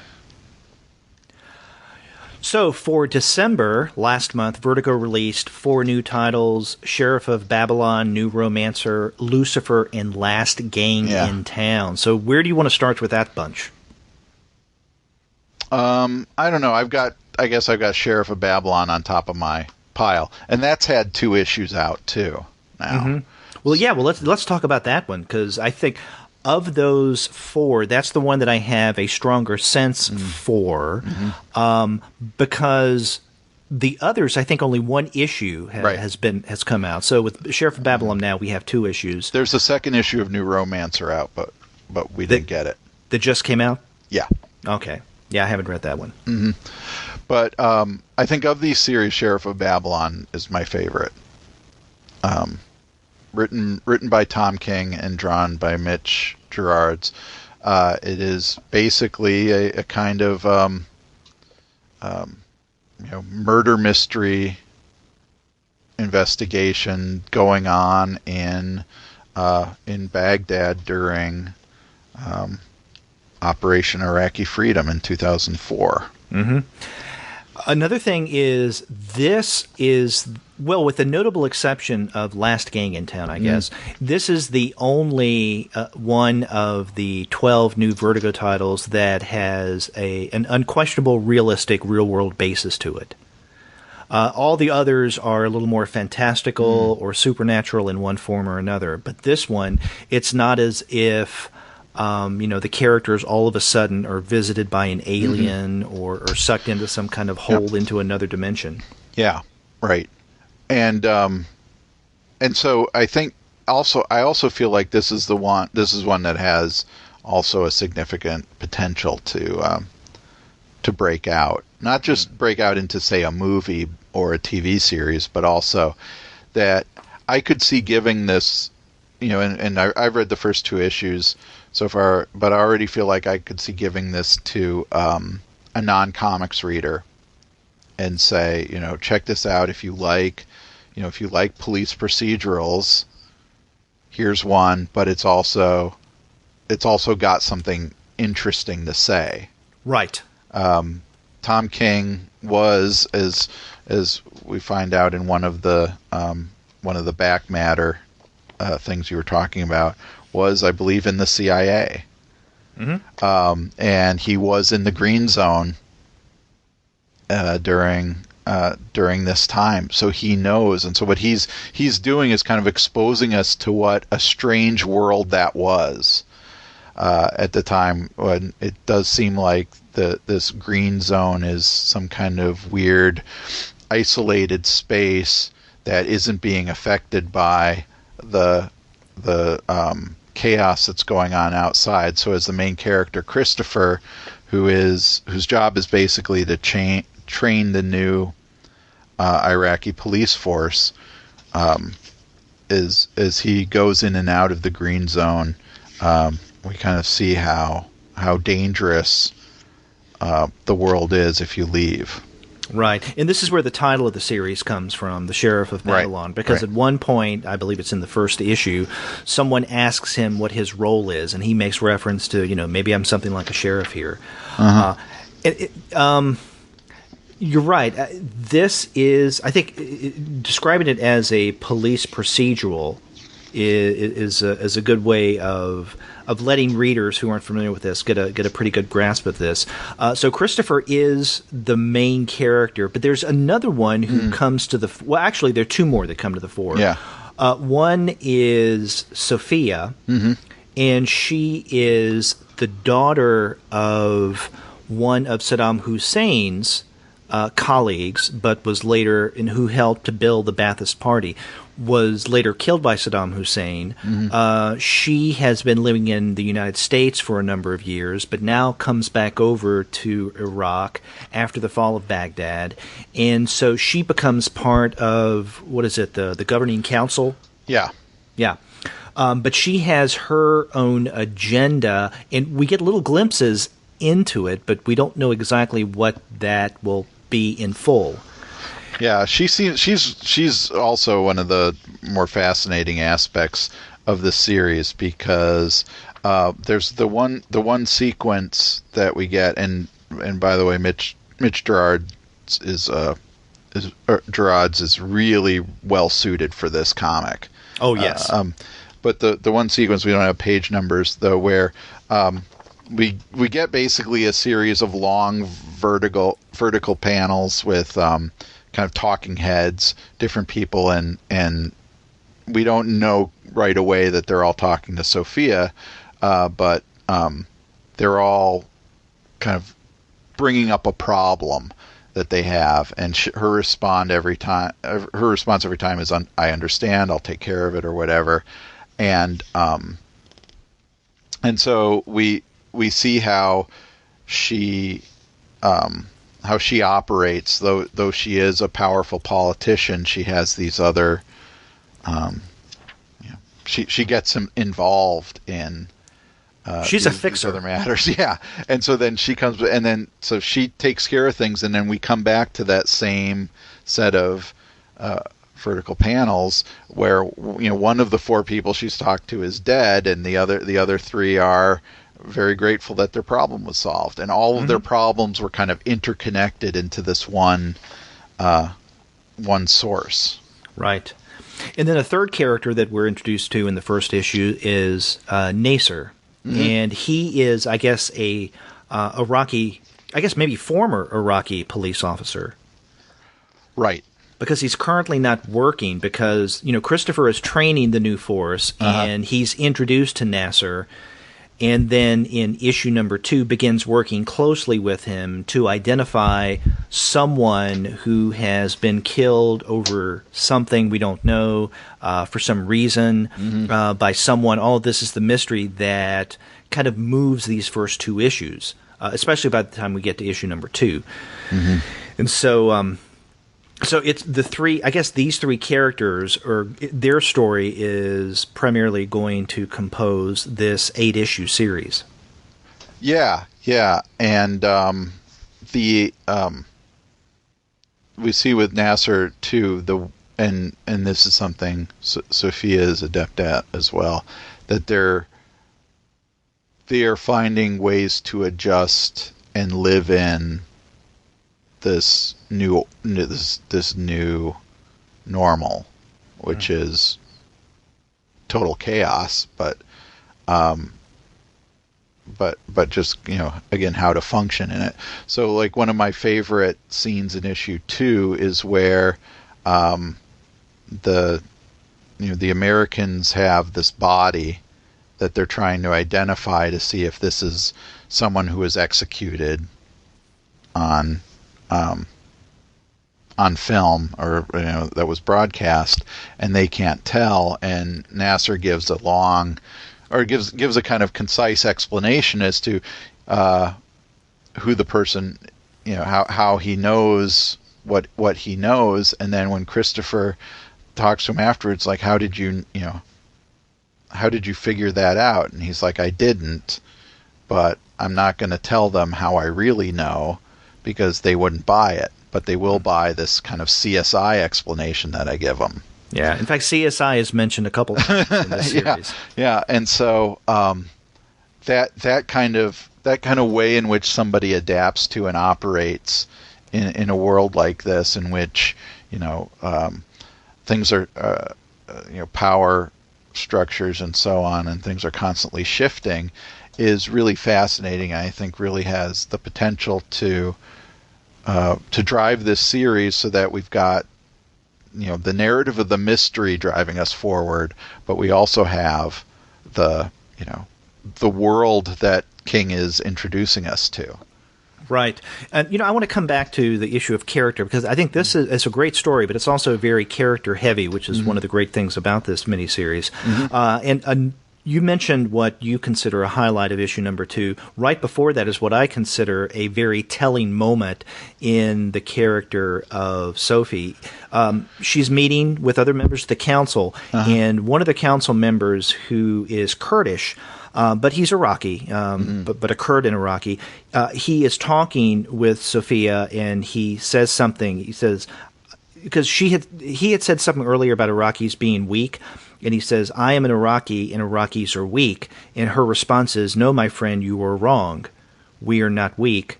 We are patient. And when she says this, Gerards gives her a full page to make this expression. And it's like she's looking right at us as readers. And this tells us, this speaks volumes about her character, that and it ties into what we were discussing earlier, that there's something going on here. She has a long game plan. We don't know exactly what that is yet. It has something to do with her past and her father's relationship with Saddam Hussein and the Americans who are now occupying this. And I think that goes a long way in setting up what we can expect to see in the next 6 issues. Yeah, I agree. This is a series that I think is going to hold together well as a collection. I mean, we're only 1/4 of the way through, but I get the sense it'll hold together well as a collection. But so far, with those first 2 issues, I am dying to know what happens in the next issue.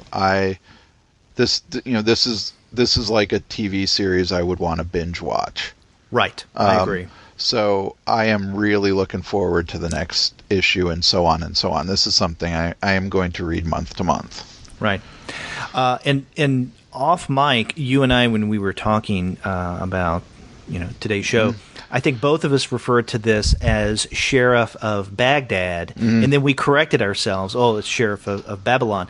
Earlier today, though, in preparing for the show, I was looking at earlier announcements from last summer when word first got out that Vertigo was going to have 12 new series.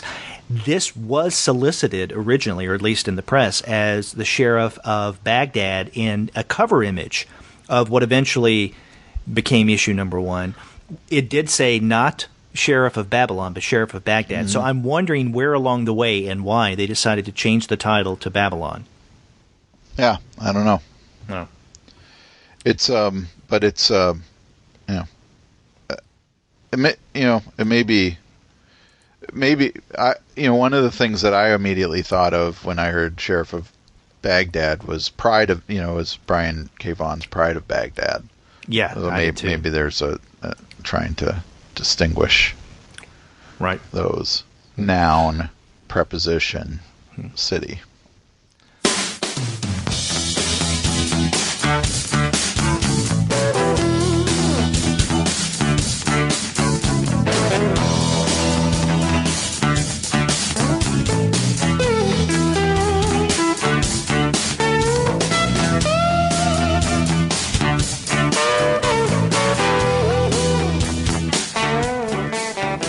So another new series that I guess now has 2 issues out, even though you and I have not read the second one, is Peter Milligan and Brett Parsons' New Romancer. Yeah.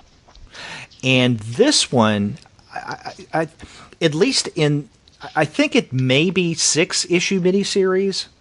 Yeah, it's been listed previously as a 12-issue miniseries, but at least on DCB Service, our sponsor, the latest issues that are solicited say 6 issues. So I'm not sure if it is 12 issues and there's just been a mistake, or if it was planned for 12 issues and has now been cut to 6. Yeah. Now, this is one, I said that Jacked is the one of the 12 that is humor-based. I think this one has some humor to it. Yeah. Even though it does turn really dark. Yeah. At the very end of issue number 1. But here we have a young woman, and, oh God, what is her name? It is Lexi. Lexi. Another redhead. We got a lot of redheads on this episode. We find out in this first issue, goes to work for a company called Incubator, which is like an Apple or a Microsoft. And something happens to where she's let go. But she takes with her some of the coding that was proprietarily, Incubators, and she begins working with this, I guess, online dating service called New Romancer. And so what she's attempting to do is to use the Incubators algorithms along with programming that she's personally developing, which has everything to do with her love of poetry and love and romance, in ways that will make this company, this online dating service, New Romancer, successful. And of course, how can you explain what happens with the weird, the fantastical, the technology and all of that? Well, you don't need to. Just go ahead and accept it, that someone like a Lord Byron can be brought back through this kind of weird computer programming, and then go from there. Same thing with Casanova. And in fact, it's the introduction of Casanova is where things start to turn really dark. Yeah, that's right. And so the basic premise of this is a kind of fish out of water, where Lord Byron is launched into the 21st century, and we see him die. Yeah, back in the 19th. Mm-hmm. But this incubator company has been doing something where that's tied to the code that Lexi has stolen, in which some bodies that they call golems are accidentally reanimated, and they're reanimated.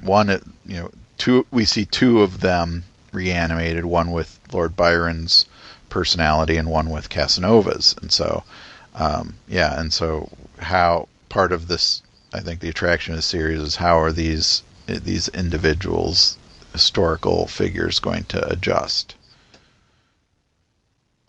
And what other historical figures might we see? Yes. Yeah. I like this. I mean, we only have one issue that both of us have read to go on, but I mean, I'm on board for this, and I think if this were a longer, ongoing series, I'm not exactly sure I would be as on board as I am, but I think as kind of a light-ish 6-issue, if that's how many we have, miniseries, it seems like a fun read. Yeah, and it's written by Peter Milligan, who is often very good at doing these kind of mixtures of dark humor that this book seems to be addressing right away. And the art Brett Parsons turns in is a bit more kind of on the cartoony humor side, right? Which creates that tone that I think then ends up making those last few pages simultaneously disturbing but also cartoonish. I mean, there's a lot of dead bodies around,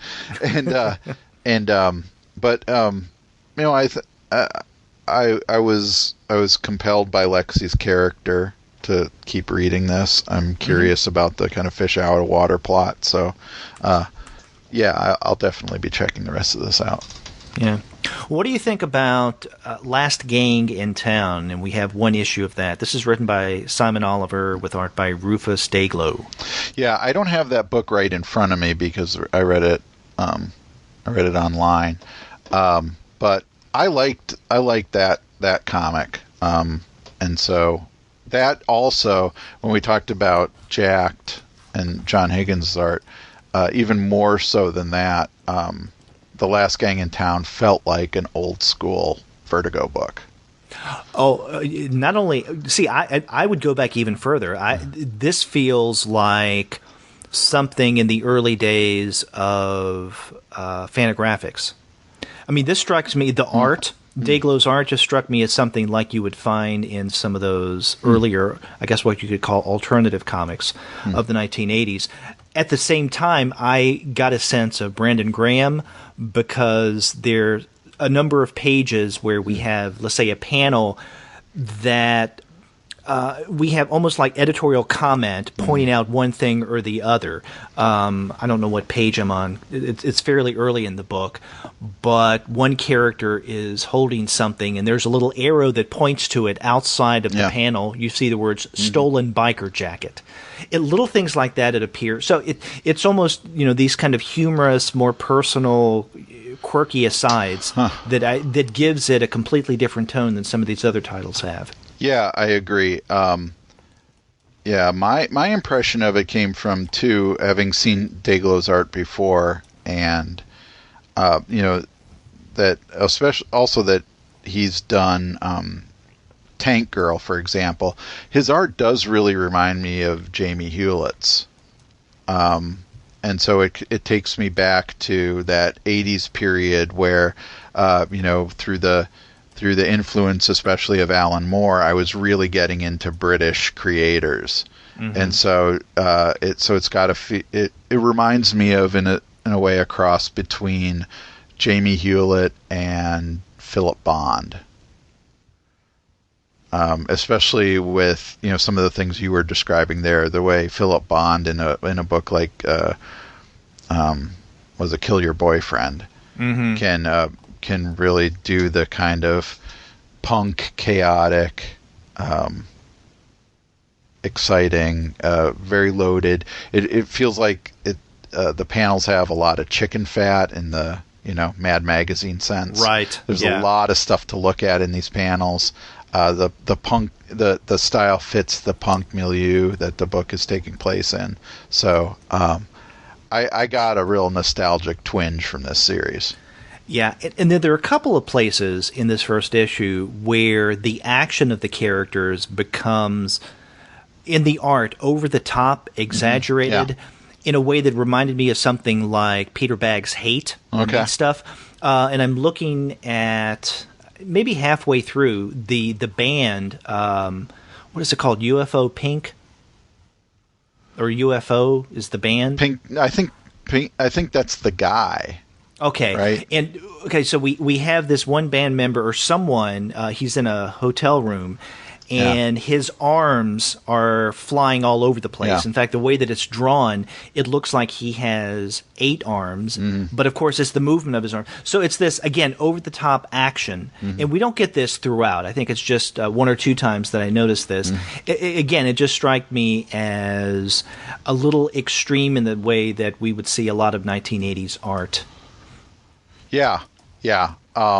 And is as a book that also seems to have a lot of nostalgia for that era, the late 70s and early 80s. There's 2 narrative lines here. One that takes place in that that kind of punk heyday, and then another one that takes place in the very near future, where we're kind of catching up with the characters that are young in the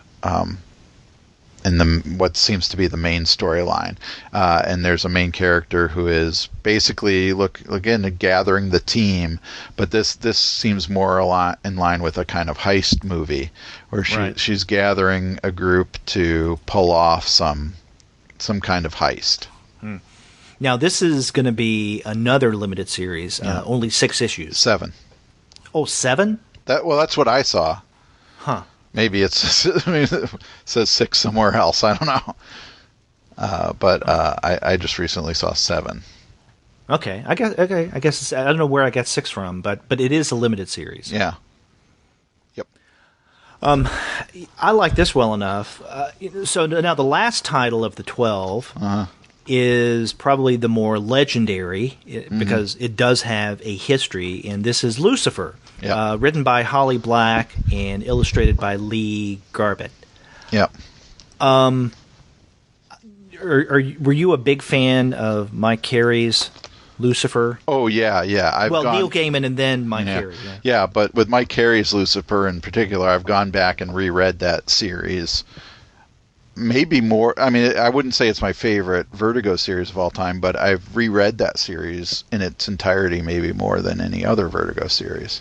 Wow. Now, it has been a few years since I last read Lucifer, but I've been, wanting to do so, or find the time. There are a lot of things I'd like to do this for, but the Lucifer is definitely up there for me to go back in the not-too-distant future and reread. And so I came to issue number 1, which is all we have now, of the new Lucifer, not necessarily as a resistant reader, but one who thought, okay, you have to prove something to me.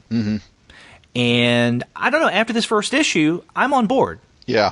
I thought that this had the potential of backfiring just because, it did have a history, unlike some of these other titles. But I like where issue number 1 of Lucifer is going.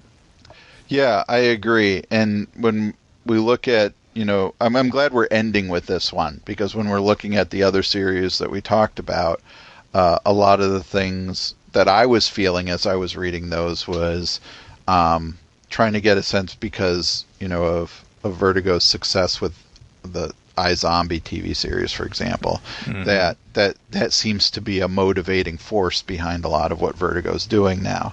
Aside from the prestige projects like Twilight Children and Sandman Overture, and I would even throw Astro City in there.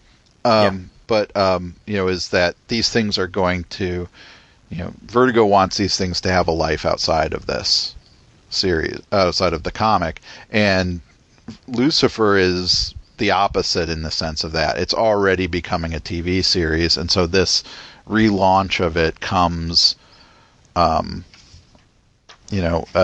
just as the series is about to begin, I think later this month.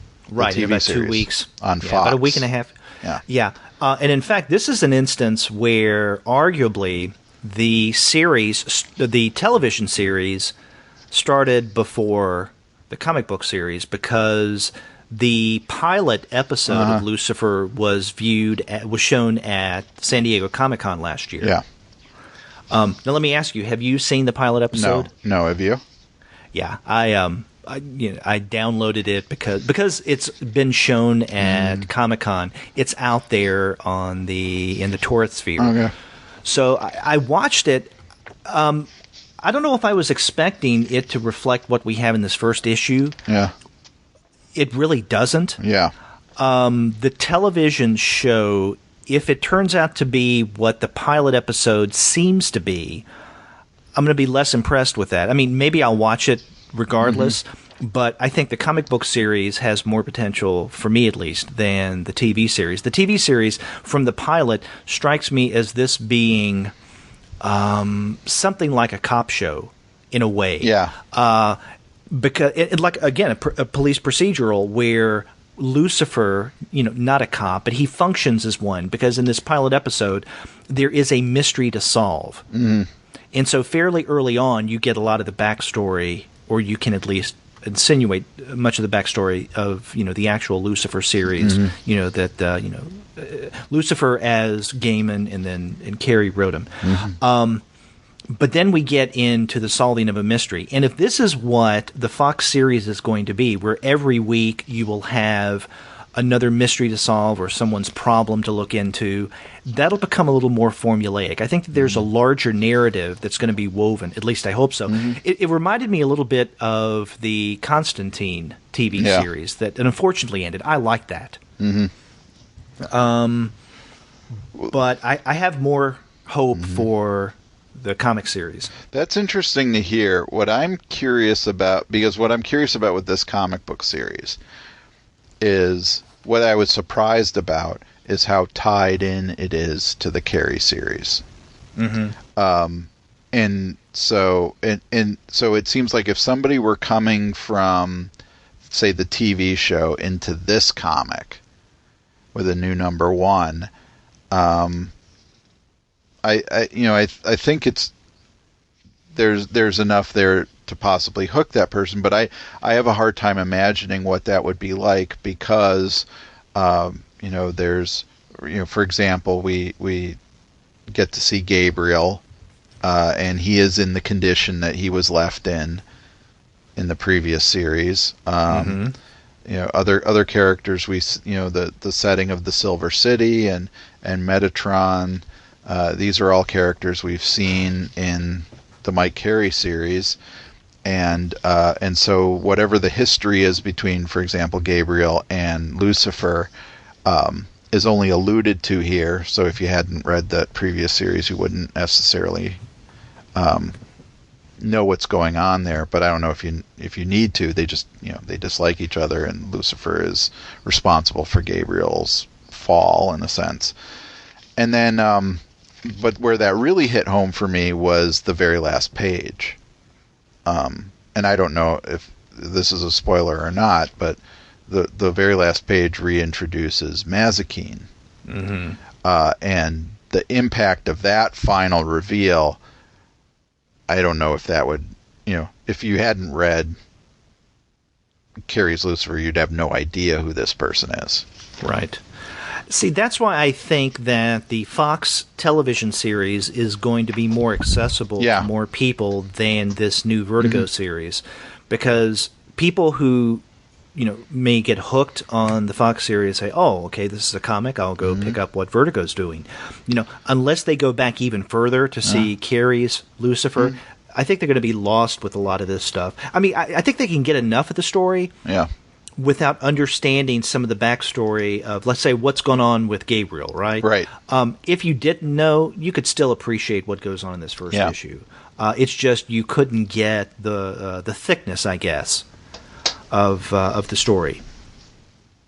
Yeah. And especially, as you mentioned, the Mazikeen at the end. Yeah. Yeah, exactly. So, But, you know, as a fan of the Carrie Lucifer series, this is right up my alley, and I like, I like the little Easter eggs and hints and callbacks to the previous series, and so I'm glad that the writer Holly Black is tied it into that previous series so well. I don't know if that's necessarily a great business move, but that's out of my wheelhouse. I like this book, and I'm really happy to see it back. There's a mystery that's being built in as to what happened to Lucifer in the time between the end of the previous series and this one, because seems to have had another fall. Mm-hmm. Literally. Yeah. And so that's going to drive me on top of this kind of welcome return of characters that I liked. Now, what else has Holly Black done? That I'm not sure. Because I'm not familiar with anything, and so I'm wondering, because I was wondering, okay, who is this other person who is going to take over a property that was just crystallized so well with Mike Carey? Oh well, now I looked her up. I feel stupid. She's written the Spiderwick Chronicles, which is a very, very popular children's fantasy series, which I think has been turned into a movie, TV series, maybe both. So, is this her first writing for comics? I don't know. I am not going to go that far and make a guess on that. But let's see. No, it is not. She's actually done handful of graphic novels. Okay. Well, I like where she's gone in this first issue. Yeah. And so, as a fan of the original, I'm going to keep going with this. Yeah. Now, I mean, this has already turned out to be a really long episode, as publisher spotlights are. So, I mean, we've spent a lot of time talking about these 12 new series from Vertigo. Maybe we can say just a couple of words, if nothing else, about Sandman Overture, which is rather appropriate coming after a discussion of Lucifer. Yeah, I guess. I liked Sandman Overture.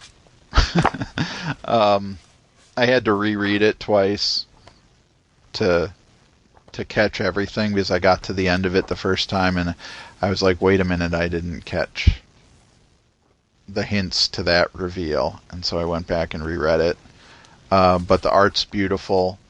I love how that fits in directly into the beginning of the first volume into Preludes and Nocturnes, but also seems to loop itself around to the end of Sandman as well. So, I think Gaiman and Williams delivered. I do too. I wish I had had the time over the holidays to go back and reread this, because this came out, what was it, October, the Deluxe Edition, October or November, and there was a question of whether we would treat this in a regular review episode last year. We just ran out of time. Too much to do, too much to discuss. And I think you and I have talked, maybe it was our year-end show, that this title, or maybe it was off mic, that with Sandman Overture, I think I read the first 2 issues of the series, but because it was so long in coming, I stopped and said, I'm going to wait for the collection. Yeah. And so I didn't read the entire story until we got a copy of the Deluxe Edition, and then I read that. I felt that there was a lot of question marks that it raised. And so I think had I gone back and reread it, I would have had the same experience as you did, and seeing where a lot of these things are connecting and coming together. I mean, to me, the story is fine, but the art.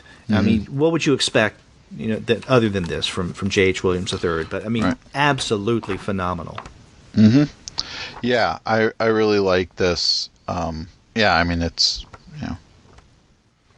it lives up to the hype, and it fits well into the overall Sandman narrative. My experience with reading the individual issues, I read the individual issues as they came out through issue 5, but I didn't read issue 6 because this collection came out at almost the same time. And so we got our review copy, and so I didn't bother going to buy issue 6. So I didn't, but when those 5 issues were coming out, and they came out so, sporadically, as you mentioned, I found myself having to go back, deciding that I was going to go back and reread each issue when a new issue came out. Oh. And that's a lot of work. That? Yeah, I did that, but it's a lot of work. Wow, you're dedicated. I don't know. I think that it's good that we, albeit briefly, do discuss Sandman Overture, the collection, the Deluxe Edition, because this brings together the 2 publisher spotlights that we've done now on Vertigo. We did one about not quite 2.5 years ago, and we had discussed that first issue of Sandman Overture. Yeah. And then here we are at the beginning of 2016 talking about a new wave of Vertigo titles. And right before, or I guess right when the new wave began is when Sandman Overture was finally collected. And so I think it's an interesting little bridge. We were talking earlier about Holly Black and Lee Garbutt's Lucifer.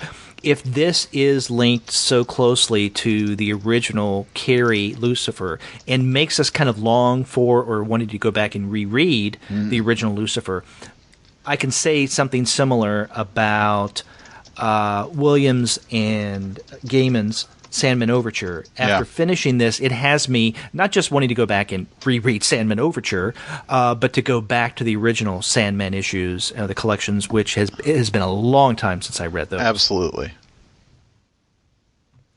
That can be a New Year's resolution for next year or the following year, because I have reading resolutions. Mm-hmm. I've already set my reading resolutions for 2016, but maybe for 2017 or 18, Lucifer and Sandman. That'd be a good idea. Yeah.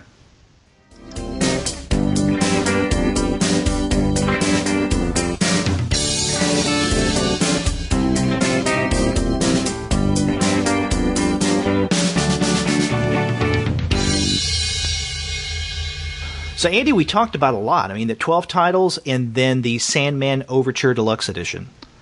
Yeah, I feel like I could use some coffee after that. Yeah, well, I know where you can get some great coffee, my friend. Do you like that setup? That was a wonderful segue. I appreciate that. Just Coffee Co-op. If you go to their website, justcoffee.coop, you'll find a variety of different coffees, as well as some teas and chocolates. And upon checkout, if you use our coupon code COMICS, COMICS, easy to remember, you'll get 10% off of your order. And remember, all their shipping is free. Yes, and we've tried it, and we like it. So, in fact, right before we sat down to record, I brewed some, and I can't remember which roast it was, but it was mighty darn good. So I feel perky still. Good. In a good way. Yeah. And, after you get your coffee, well, you got to get some comics to go along with that. And as we pointed out at the top of this episode, the best way to get your Vertigo bundles is through Discount Comic Book Service. Go to dcbservice.com. They'll treat you right. It's a great place to get your funny books. That's right. And after you do get your comics and your coffee, get in touch with us and tell us your experiences with those products. If you go to the website, comicsalternative.com, you'll see that you can leave us a voice message through SpeakPipe, or you can call us over the phone. Our phone number is 415-3-COMICS. That's 415-326-6427. That's right, or you can get a hold of us by email. We are 2guys@comicsalternative.com. You can get a hold of us individually. I'm Andy at comicsalternative.com. And I'm Derek at comicsalternative.com. We also have our Twitter feed where we announce new content to the podcast as well as updates to the blog. You can check out our Twitter feed at the number 2 guys with PhDs. That's right. You can also find us on Facebook, on Tumblr, on Instagram, Google+, Pinterest, and YouTube. You can subscribe to the podcast through iTunes. You can stream us on Stitcher. You can also find us on TuneIn. And as always, you can find every single one of our episodes, as well as the reviews and the comics-related commentary that we publish on our blog. And that's at the website, comicsalternative.com. That's right, all the ways to get a hold of us and let us know how we're doing. Right. So, yeah, get in touch with us and let us know what you think of these new Vertigo titles. Yeah, I'm curious to hear how our listeners might feel about them. Yeah, and we like hearing from you. Until then, I'm Derek. And I'm Andy. See ya.